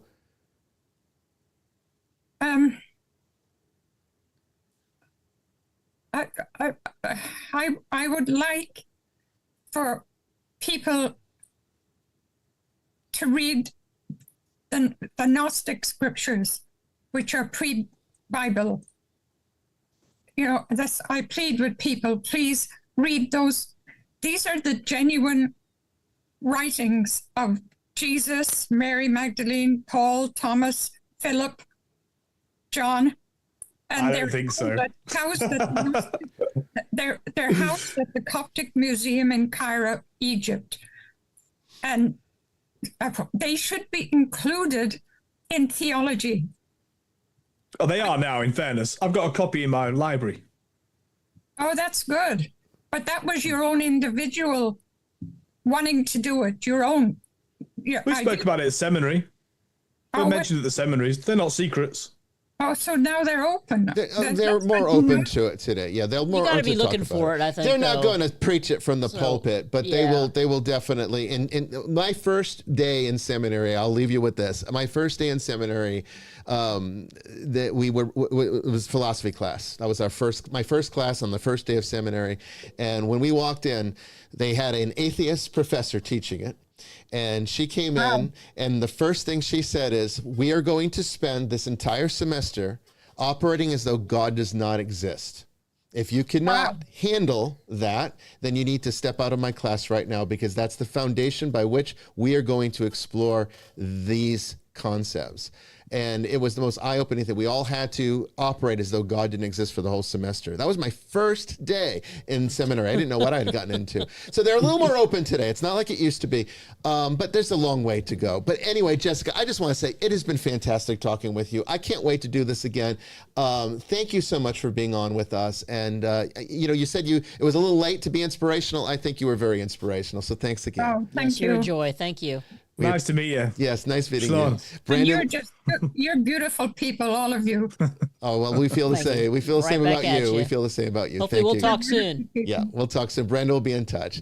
All right. All right, everybody. Thank you, dear. We're going to take our next break here. When we come back, we'll digest some of this tonight and take some of your questions too. Don't go away.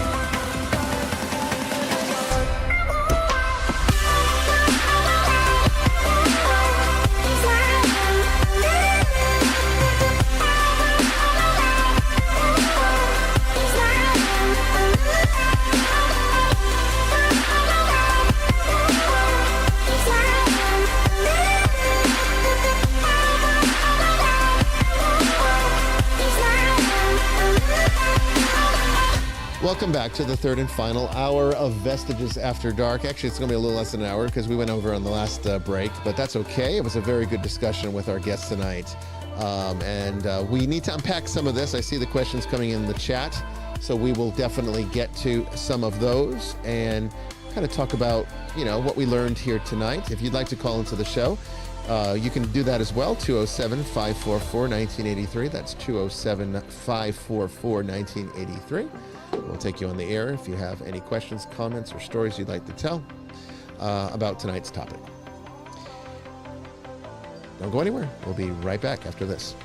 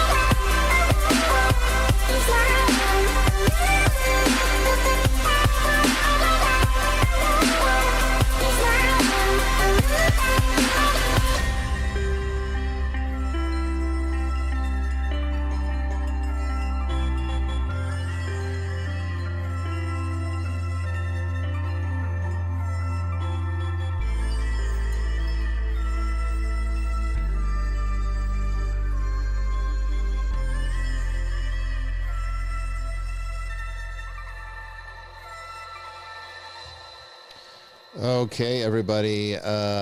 We have a lot to unpack there that I think needs to be sort of thought about.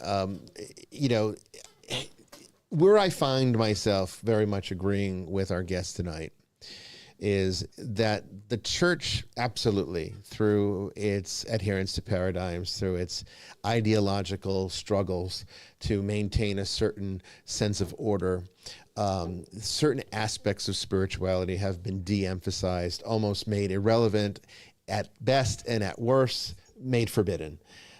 We talk about that in this show all the time. This is why this show exists. This is why this church exists. This is what esoteric Christianity really is. It's not that it's a different kind of Christianity. It's just a Christianity that's not going to be afraid of the rest of everything else that's out there.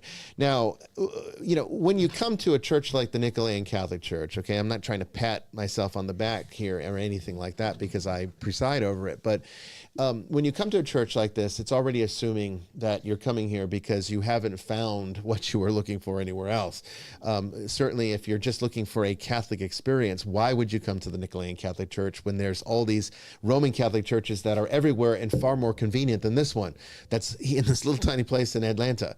You know, so you know, it's a special type of person that finds us and needs us, and we serve that need, which is largely what she was talking about tonight, because there are people who do need to explore beyond the box of what is considered acceptable or appropriate for a Christian to study.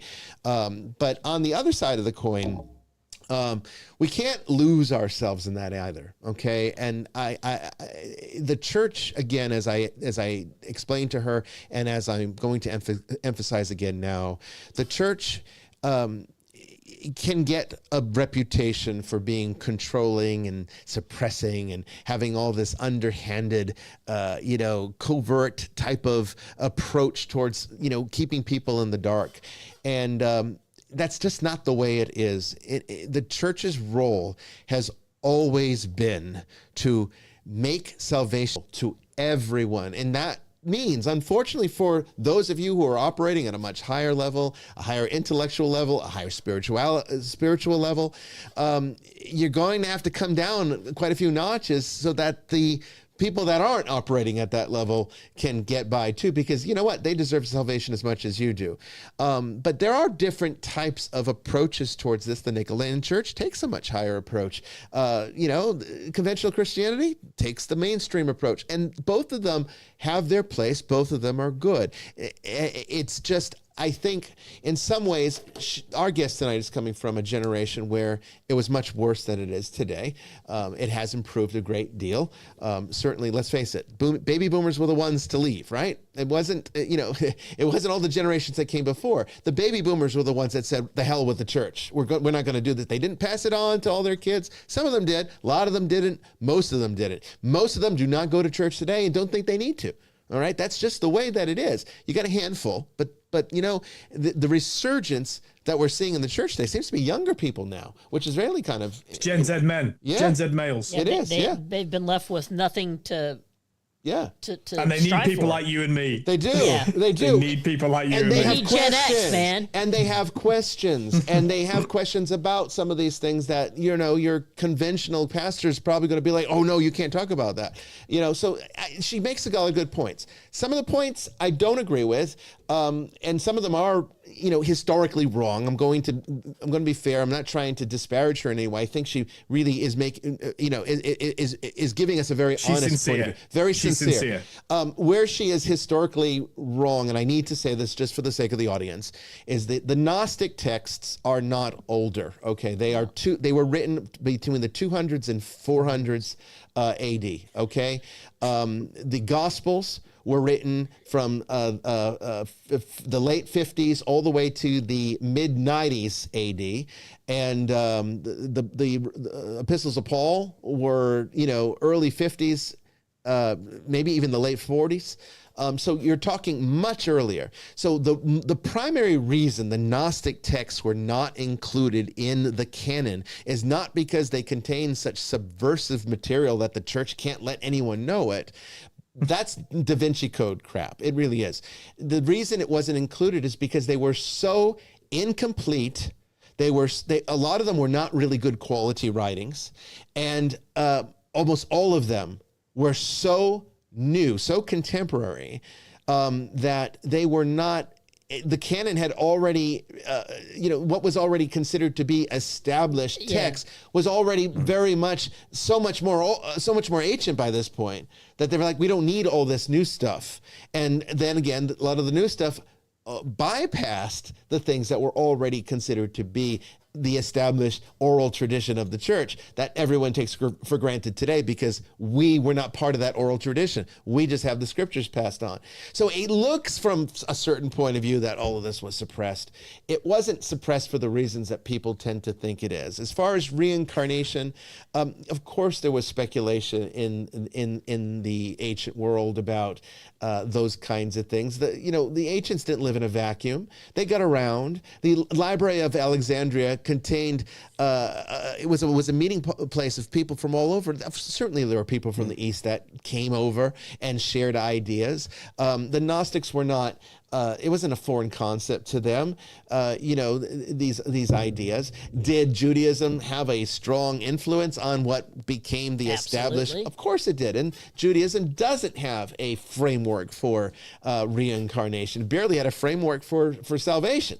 I mean, it really, it was like, your life is here. This is it. God will bless you here. And then it's kind of like, shadow world for the rest of your existence after that. Congratulations, you're a shade. Yeah, exactly. So, I mean, these things were not really worked out in some kind of logical way. Are there people that have written books that have tried to make it seem like there was some subversive reasons that the church, the Vatican's hiding secret documents down in the secret archive somewhere that exposes all this stuff?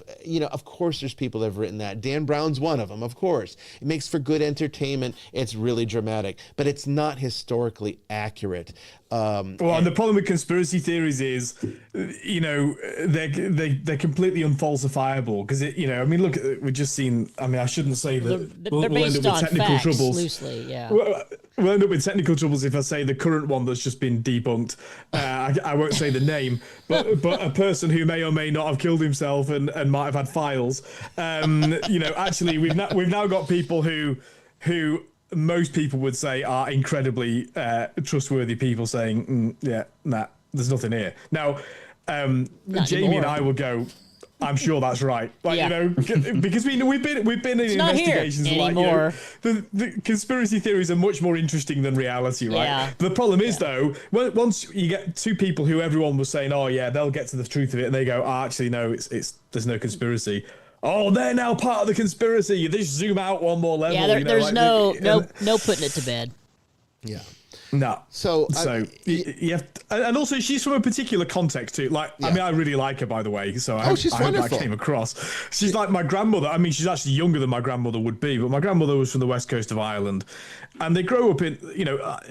Ireland was a unique country to grow up in that era. She's actually not a baby boomer. She's older than a baby boomer. Mm-hmm. Yeah. And so and the church was, Ireland separated from the United Kingdom as a Catholic nation. So, Catholicism and politics have been unified in Ireland for, longer than anyone's been alive. And so, and where you get, just like you get conspiracies within governments today, that's when the church was in fact the political realm, that's the source of that, and in Ireland, and to a certain extent in England too, because of the Reformation, that continued for a long time. And so the other thing is, what do people think the role of the church on Sunday is?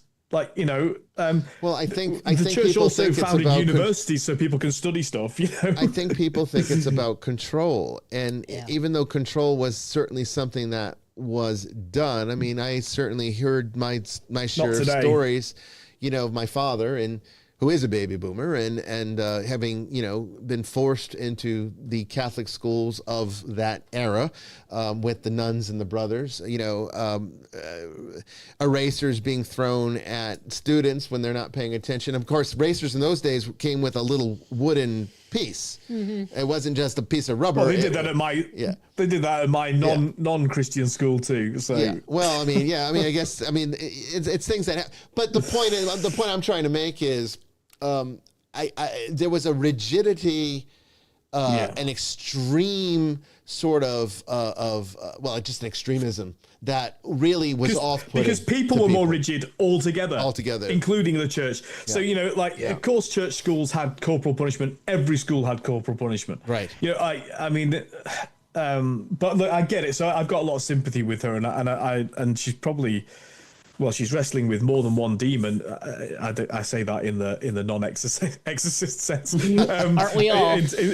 In terms of a brain injury and the history of Ireland and all the, but a lot of it is very postmodern thinking from what I can gather, and also just because not every parish priest is brilliant at being someone that disciples people doesn't mean that the model's flawed. Because like you said, that's not their main job is to offer the sacraments and be a sign of God's salvation where they are. Even if they're craggy and useless.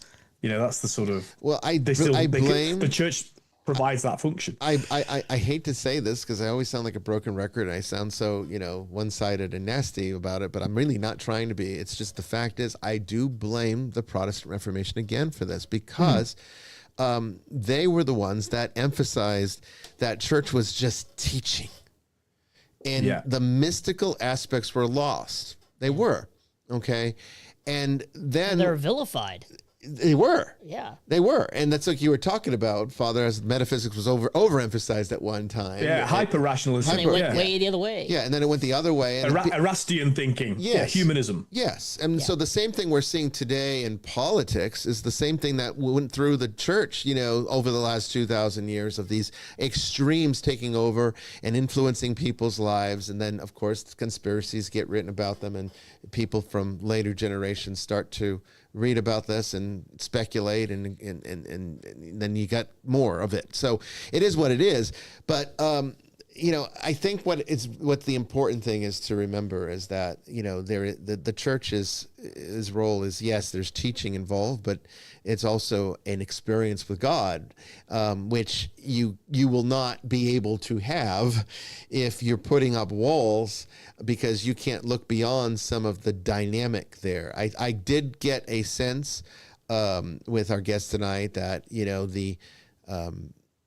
there was a bit of a feminist sort of paradigm that she was working from, which is understandable. Yeah, and she did not like some of that patriarchal aspects of the church, which it's a valid point of view. I'm not saying it's wrong, but I do think though. But we're from a different generation, so we're less affected by that. I think that's true. I do because we are, and I grew up, of course, only really knowing the Vatican II Church, and I'm older than you are, and in the Vatican II Church, the church went out of the way to bring women into ministry as much as they possibly could.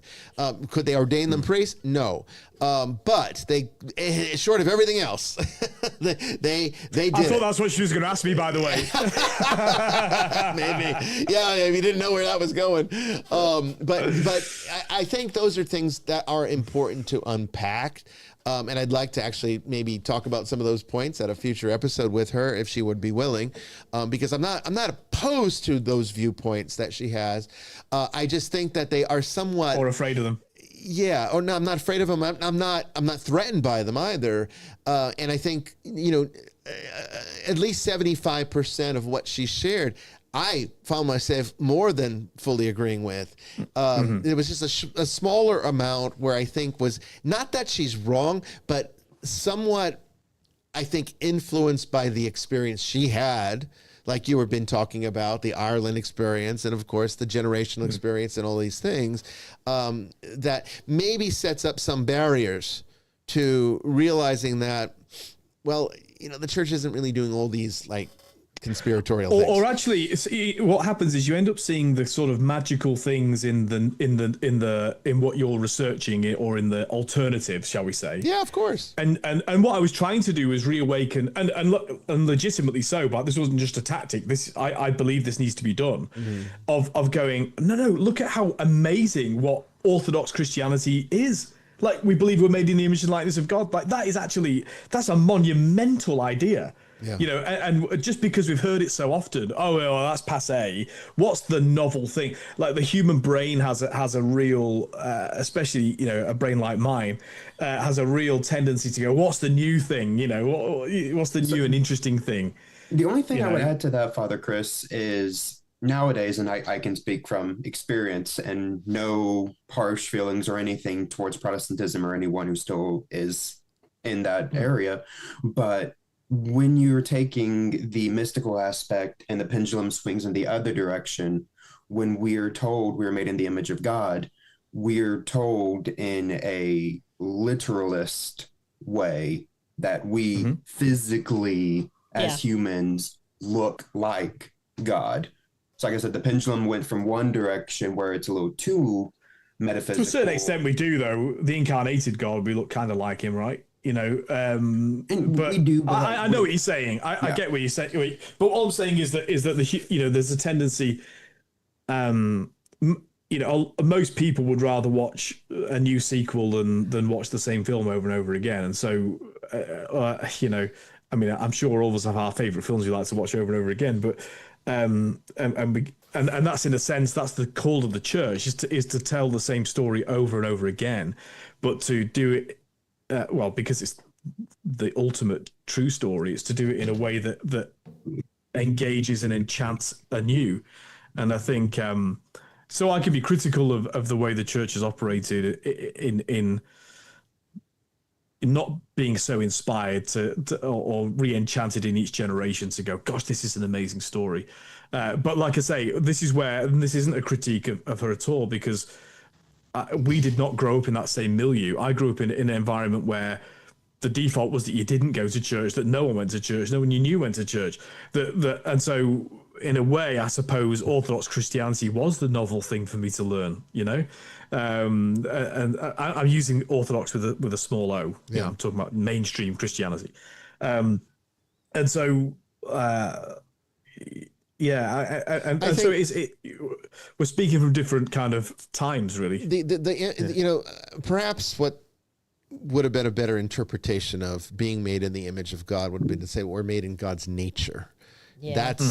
That's what it really is saying, because see, the ancient understanding of an image was that, but we don't think of it that way. We think of an image now as like almost like a statue, a work of art, or a picture, perhaps. Oh, sure, yeah, no, you know, that's not what it means. That's not what it means. It means the nature, because in the ancient world, an image had the nature of something. It was this is the foundation to sympathetic magic and witchcraft, by the way. How it works is that by making an effigy, it takes on the nature of your target. Voodoo dolls take on the nature of the target. So this is where it comes from. It comes from this ancient understanding, but we don't really have that understanding today. You might say we're made with the imagination of God. You could say that too. We share God's imagination. Yes, that's because that's the source of creation, right? That you formulate some kind of image in your mind that you then instantiate in time and space. That's how creation takes place. And that's why we're like God. Now, one thing I did very strongly disagree with our guest tonight, that I didn't have really time to get into with her, and I wasn't, I don't bring people on this show to argue with them. I bring them on to hear their point of view and to have an honest discussion and to be as welcoming as I possibly can. If it gets instructive, then that's when I will sometimes step in and kind of give a little bit of correction here and there when necessary. But overall, I'm very open to what people say. But the one area that I did not agree with is this idea that that being made in God's image does not include the physical. And this is a mistake that the New Age and theosophical groups have pushed in the modern era. And I fear some of the books she's been reading are of that genre, of that part of the bookstore where the New Age books are. The Llewellyn. The Llewellyns, and yes, the Llewellyn books and all that. Not all Llewellyn books are bad, but if there's going to be a bad one, it's going to usually be a Llewellyn book, unfortunately. But yes, we're body affirming in this church. Yes, the body is part of the divine nature. That doesn't mean God looks like us or looks like anything. That's not really part of God's reality to look like something. It's not something that is a God problem. It's a human issue. But that doesn't mean that the physical nature is, and it doesn't surprise me that she would take that point of view, because she does have such a love of Gnosticism, which was very much body hating. Gnosticism, its biggest Which, if you had a traumatic injury, you might want to be. You might be body hating. You might. I mean, let's face it. Yeah. I mean, you might, because let's face it, physicality does suck.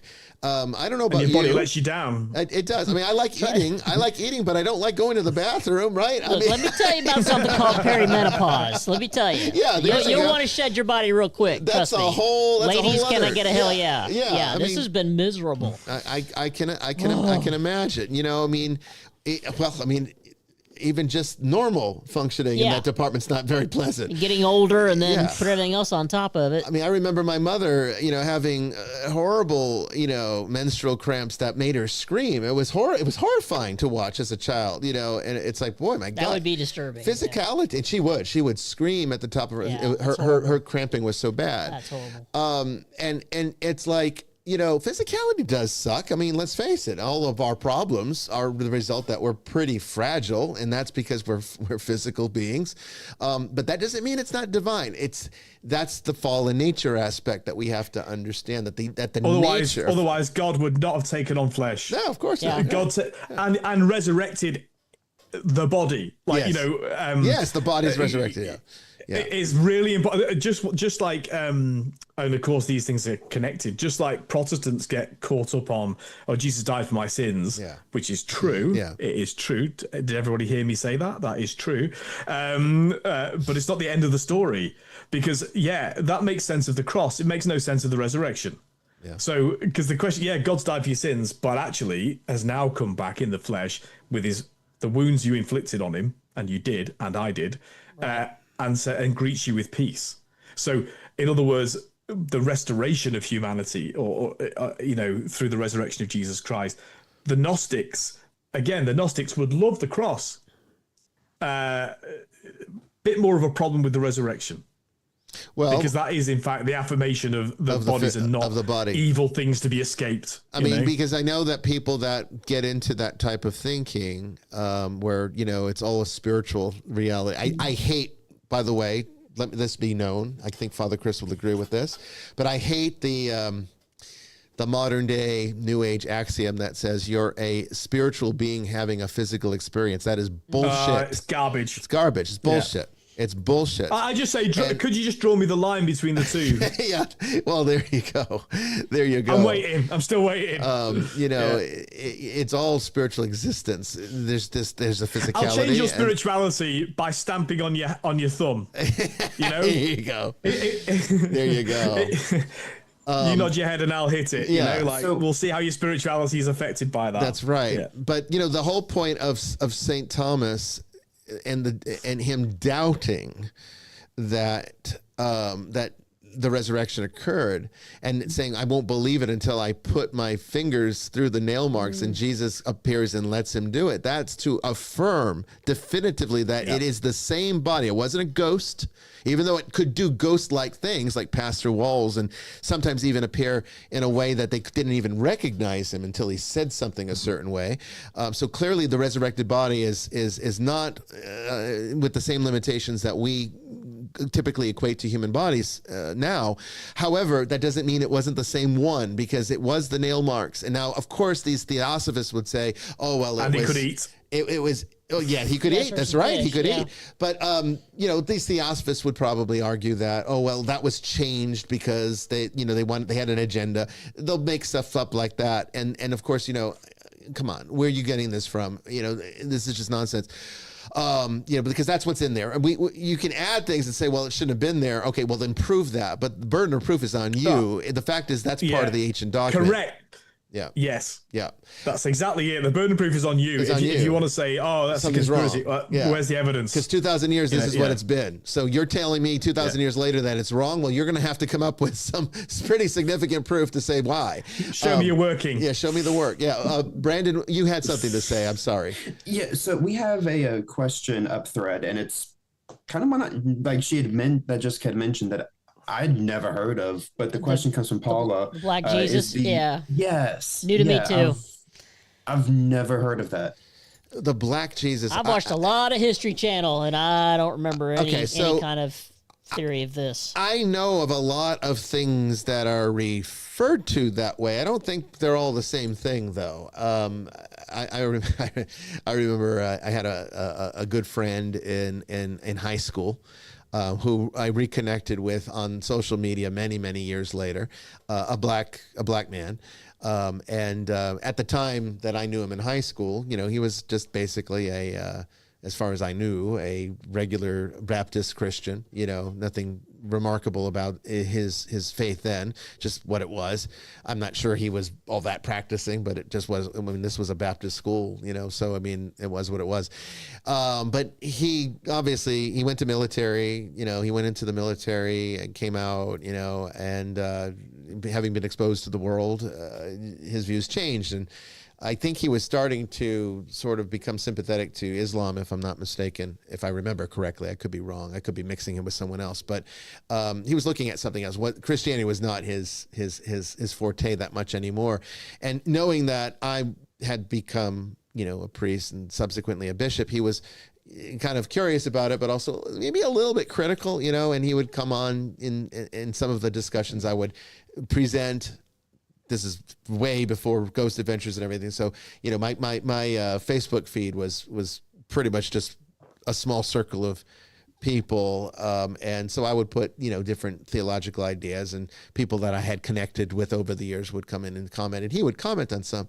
And I remember we got into the discussion about about Jesus. And one of the things that bothered him was that he firmly believed that Jesus was what he would term a person of color. Being Semitic and all, but even going as far as to say that it was, in his mind, I don't agree with this, but in his mind, it was very likely that Jesus was actually from Africa. I guess that Egyptian connection or whatever, I don't know. It's like, but all your images are of this white man. So what's the story with that? And I said, not my images. And I went and I took pictures of all my icons, and I have a significant number of Ethiopian Orthodox icons. And of course, just as it is in Europe, people present Jesus in an image that's relatable to them. So all my Ethiopian Orthodox images are of a very black Jesus, and which is perfectly sound. There's because nothing wrong with that. What's important about Jesus is he became a human being. Yes, not what race he was. Right. Yeah, I mean, right. Yeah. Anyway. So I showed him this. He was shocked. He couldn't believe it that I had all this on my wall. He said, well, why do you have that? I said, because it's beautiful. Why wouldn't I have that? But it's like and I told him, I said, your impressions are wrong. You're just looking at Jesus through the lens of a very narrow lens of Western Europe. It's all post-modernity. Yeah, it's it is. all post-modernity. It is. It really is. These were not issues that really were a thing. And people understood that kind of stuff. But I mean, you have Jesus in all different colors. And you know what? Pre-Nicene Christianity made its way east. I forget the name of the group that did this, but there is St. Thomas went to India, right? Right, but there is a pre-Nicene Christian community in what is now Tibet. Yeah. And of course, because that was the Silk Road. That was the real Silk Road. Correct. It was from India to China. Yeah. And when you look at their iconography, Jesus looks Asian.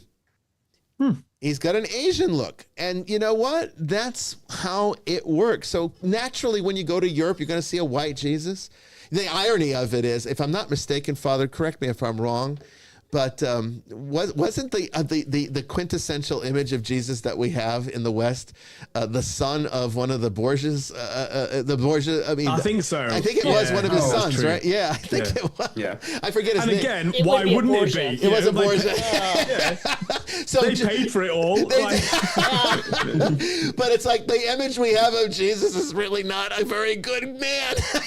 I find it kind of, this is God laughing at us, I can guarantee you. Paula You makes know, a point because yeah. I heard what Paula heard. Miss Jessica made it sound as if it was a separate person that was found in Africa that was doing That's the what it miracles. sounded like. I Christ don't was know doing. anything about that. That's a legend I've Yeah. never heard of. I don't know anything about that. And that's the whole point of go back to the Gospels. Yeah. What sets Jesus apart is not that he performs miracles. There were lots of miracle performers as there are today. That didn't set him apart. What set him apart was his teaching, was the fact that he was declaring forgiveness of sins, which is what got him crucified. Yes. And that he rose from the dead. That's what set him apart. Yeah. So, and also that he fulfilled, hundreds of prophecies from the Old Testament, which no other figure in history has ever fulfilled. So that, him being a miracle worker didn't set him apart. Him being a good teacher didn't set him apart. Him being a good human being didn't set him apart. None of those things would be justification for people worshiping Jesus Christ. In fact, if you did it for those three reasons, either of those three reasons alone, or even together, that would be an evil thing to do, because that'd be false worship. We worship Jesus Christ because we believe his claim that he's God incarnate and that he rose from the dead. Yeah, I don't know. So, the only thing I know about Black Jesus is, of course, the art coming out of some The of art the depictions, Yeah, yeah. I don't know anything about some guy that was called this. Now, Ace is asking. Ace is asking a question related to this. I just wanted to quickly answer. Then research it, though. He said, he was a Hebrew. What race was Jesus? Yes, of course he was. This is a Jewish man. Aramaic was his language. Right. And And he did have to be Jewish, in fairness. I mean, when I said it doesn't matter, it does matter that he was an Israelite. That does matter. Well, yeah, because if you're looking at understanding the salvific history that brings us to how God reveals himself to us, then you have to understand that it would, of course, go through this tradition, because the first people to ever have that type of intimacy with God was the Israelites, which is the Jewish people. Can I say that the obsession with the skin color of Jesus, I think, is a really American problem, because Americans are obsessed with skin color because of your particular history. Europeans just aren't, because we have dark-skinned Europeans and light-skinned Europeans. And it is so exhausting. We don't It care. really is. It's It so doesn't exhausting. matter to us. No, it it is. shouldn't. Because obviously I listen to a lot of American commentary because I'm interested in it, and I love your country. But the obsession with skin color is it's something to behold. It's something that actually a lot of Europeans don't really get. Like, I they get you. don't understand Some of how us Americans important don't that get is it in either. We America. don't get it either. We're kind of forced into it by virtue of the fact that it's always thrown in our face, and then we get accused of being colorblind if we don't acknowledge it. Right. So it's Yeah. like we're damned yeah, if you we can't do, win. we're damned if we don't. But the average American doesn't give a shit. Right. Good. And racism, as far as But it's penetrated your politics very deeply because of historical reasons. well, because it's Well, it's something it's a tactic. Yeah, it's a tactic because it's an emotional tactic. Yeah, it's a weapon. It pulls It's a at, weapon. It pulls at you. it's Yeah. a weapon. And that's exactly right. But I mean, racism, I would be one, and I know a lot of people disagree with me on this, but racism as it is authentically defined is something that's very rare. I think what we're dealing with is essentially, I think, political Race weaponization. It's yes, and the fatigue that comes with that. So now, if you are just not going to buy into that bullshit, you get accused of being a racist for just being like, "I'm done with this. This is not part of my life." Okay, but then you get accused of being like, being privileged, white privileged. Can I also, in the name of defending reputations, state categorically that I don't believe Origin was a believer in reincarnation. There's been speculation on that. Origin wrote about the pre-existence of souls. Yes. Okay. So that his speculation and was about souls existing before they were put in bodies. And Theosophist took what he said and ran with it. I'd have to check to even say the part that she quoted. I'm not entirely sure all of that was actually Origin. I think some of that was an embellishment. I could be wrong on that. I don't want to say it either way, but I did a lot of research back in my earlier years about Origin. It's been a long time. I'd have to go back and try to find some of those notes, but it was very well, I think, argued and refuted, and the arguments were coming from Theosophists, not Christians. So I think, again, it was Madame Blavatsky looking for ways to try to integrate her ideas into the church. And I mean, let's face it, most of the New Age crap that got, that the church gets accused of, or just what's out, it came from her, Blavatsky. And the whole Theosophical movement, which, became the spiritualist movement, which became New Age. And that's where you get the mediums now. Now, today, they don't call themselves spiritualists. They don't call themselves Theosophists. I mean, there is this, the Theosophical Society still exists, but, people don't say, "Oh, I'm a Theosophist." I mean, they don't even say I'm New Age. I'm a medium, I'm an empath, I'm an intuitive, I'm a psychic. Even psychic's starting to wane now. They don't even like using that term anymore. Keep changing it up. They keep changing it up because it gets tired. Yeah. People get fatigued, and they want to stay relevant. And just another title. It is just another title, so it is what it is. Ace says, Bishop, you've touched up on reincarnation. I think you've said if we don't achieve permanence, our aggregates are placed elsewhere. Yes, that is how it is understood within Buddhism. And I do maintain that particular metaphysical principle that Buddhism does so well to elaborate on is an accurate model to utilize in understanding this type of thing. Now, the church isn't going to talk about it for the reasons that I stated in the last hour. It doesn't apply to salvation, really. It does in a way, but it confuses the issue. So it's best to just not deal with it at all. So the church doesn't really have a framework for it, doesn't need one. It's got something else, so it works with its model. But the reality of it is in Buddhism, not Theosophy, not the New Age, not the stuff that gets talked a lot about today, where people think that you make a soul contract, you choose your parents, you choose your lifestyle. If you suffered some kind of horrible thing, then that's because you needed that lesson. I don't subscribe to any of that bullshit, and neither do the Buddhists. Buddhists see it as the working of karma. Okay, and karma does not mean what, again, people think it means. It doesn't mean like if you do something bad, then something bad happens to you. If you do something good happens to you. That's just a consequence of how karma works. It's basically it's a metaphysical response to, for every action, there's an equal and opposite reaction. It's basically just a type of thermodynamic law that is built into the metaphysics of Buddhism. But reincarnation in Buddhism operates on this basic principle.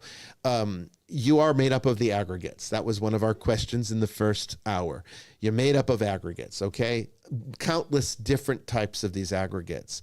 And as you build, as you work towards enlightenment in Buddhism, as you work towards, and this is done by producing karma, that is beneficial karma, we would call that in the church the cultivation of grace. Okay, so grace and karma are polar sides. There's two sides of the same coin, just different religions talking about the same thing two different ways.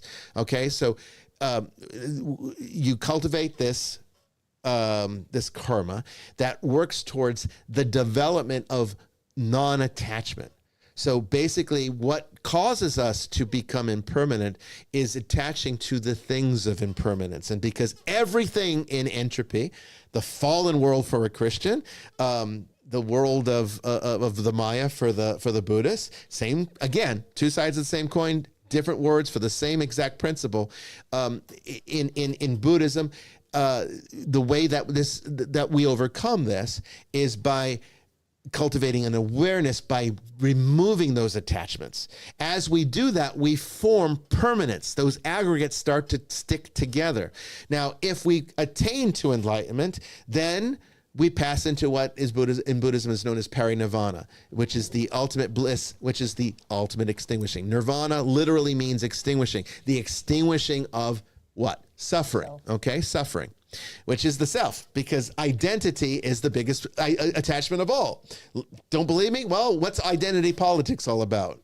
It's all about ego, right? So we want to not eliminate the ego, no longer be ruled by it. And the ego is supposed to be used within the lifetime that you have, but not to become the source of your entire existence, which is what people tend to do. So the way that we overcome this is by non-attachment. And if we do this successfully, then what that means is we develop a state of permanence. In Buddhism, it's called parinirvana. It's passing into bliss, into the escaping the wheel of samsara. In Christianity, it's eternal life, it's salvation, it's going to heaven. Again, the same stuff, just told and explained completely different ways. And it looks so foreign that we think that these religions are not saying the same thing. They are saying exactly the same thing. Now, their approaches are somewhat different, but even then, when you talk about, like, where's Jesus in Buddhism? Well, I can tell you where he is, Buddha nature. But it doesn't classify this as some kind of incarnation, because the incarnation is in the Buddhas that have come before. So right now we have the Dalai Lama. That's the incarnation of Avalokiteshvara, which is one of the Buddhas that of compassion that helps aid his people. It's a Christ concept. It's just done in a very different way because they didn't have the Judeo-Christian influence, okay? But they could look at that and understand it. They really could if they could get past their own paradigms, which they themselves have too. But that's really what reincarnation is. So you might say, well, how does that apply to a Christian? How are we supposed to do that as a Christian? I'm going way over time here, but I'm gonna do that for just a second here. How does that apply to a Christian? As a Christian, we're told that we get one life, right? And if you don't get it right, you go to hell. If you get it right, you go to heaven. That's all well and good. But the reality is that those are conditional situations that are based upon our nature and what we do with grace as a Christian. In Buddhism, it's what you do with karma. Same thing, okay? Just a very different way of explaining the same principle.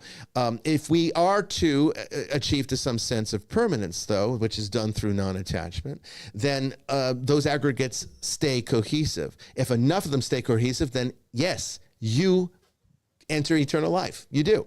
It is done through the help of that grace. And in Christianity, we attach that. We know where it comes from. We say it's Christ. Buddhism, they don't have Christ. So they have different ways of explaining where it comes from, which are more ethereal, but I would say it comes from Christ there too. I think Christ is well prepared to meet us wherever we're at, in whatever religion we're at, and it doesn't have to be called Jesus Christ for it to be Jesus. You know, and I think the Catechism agrees with me, and we can talk about that at another time.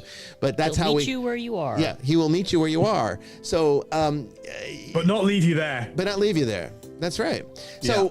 What happens if you don't make permanence? Well, I think those aggregates just get reabsorbed and become someone else, but it's not you anymore.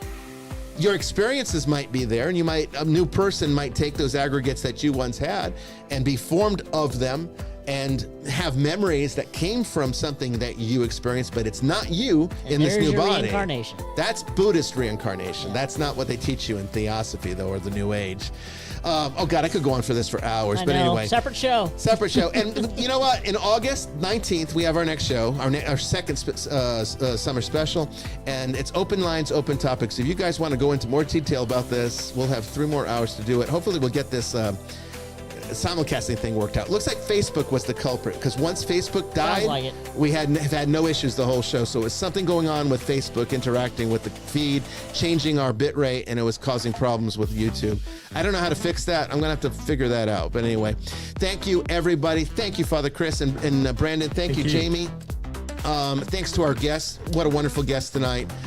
Really enjoyed everything she shared with us, and we'd like to have her back on. But yeah, we'll see you in the month, okay? August 19th, 8 p.m. Eastern for another show. Until then, I'll see you out there in the ether. God bless everyone. See you, people.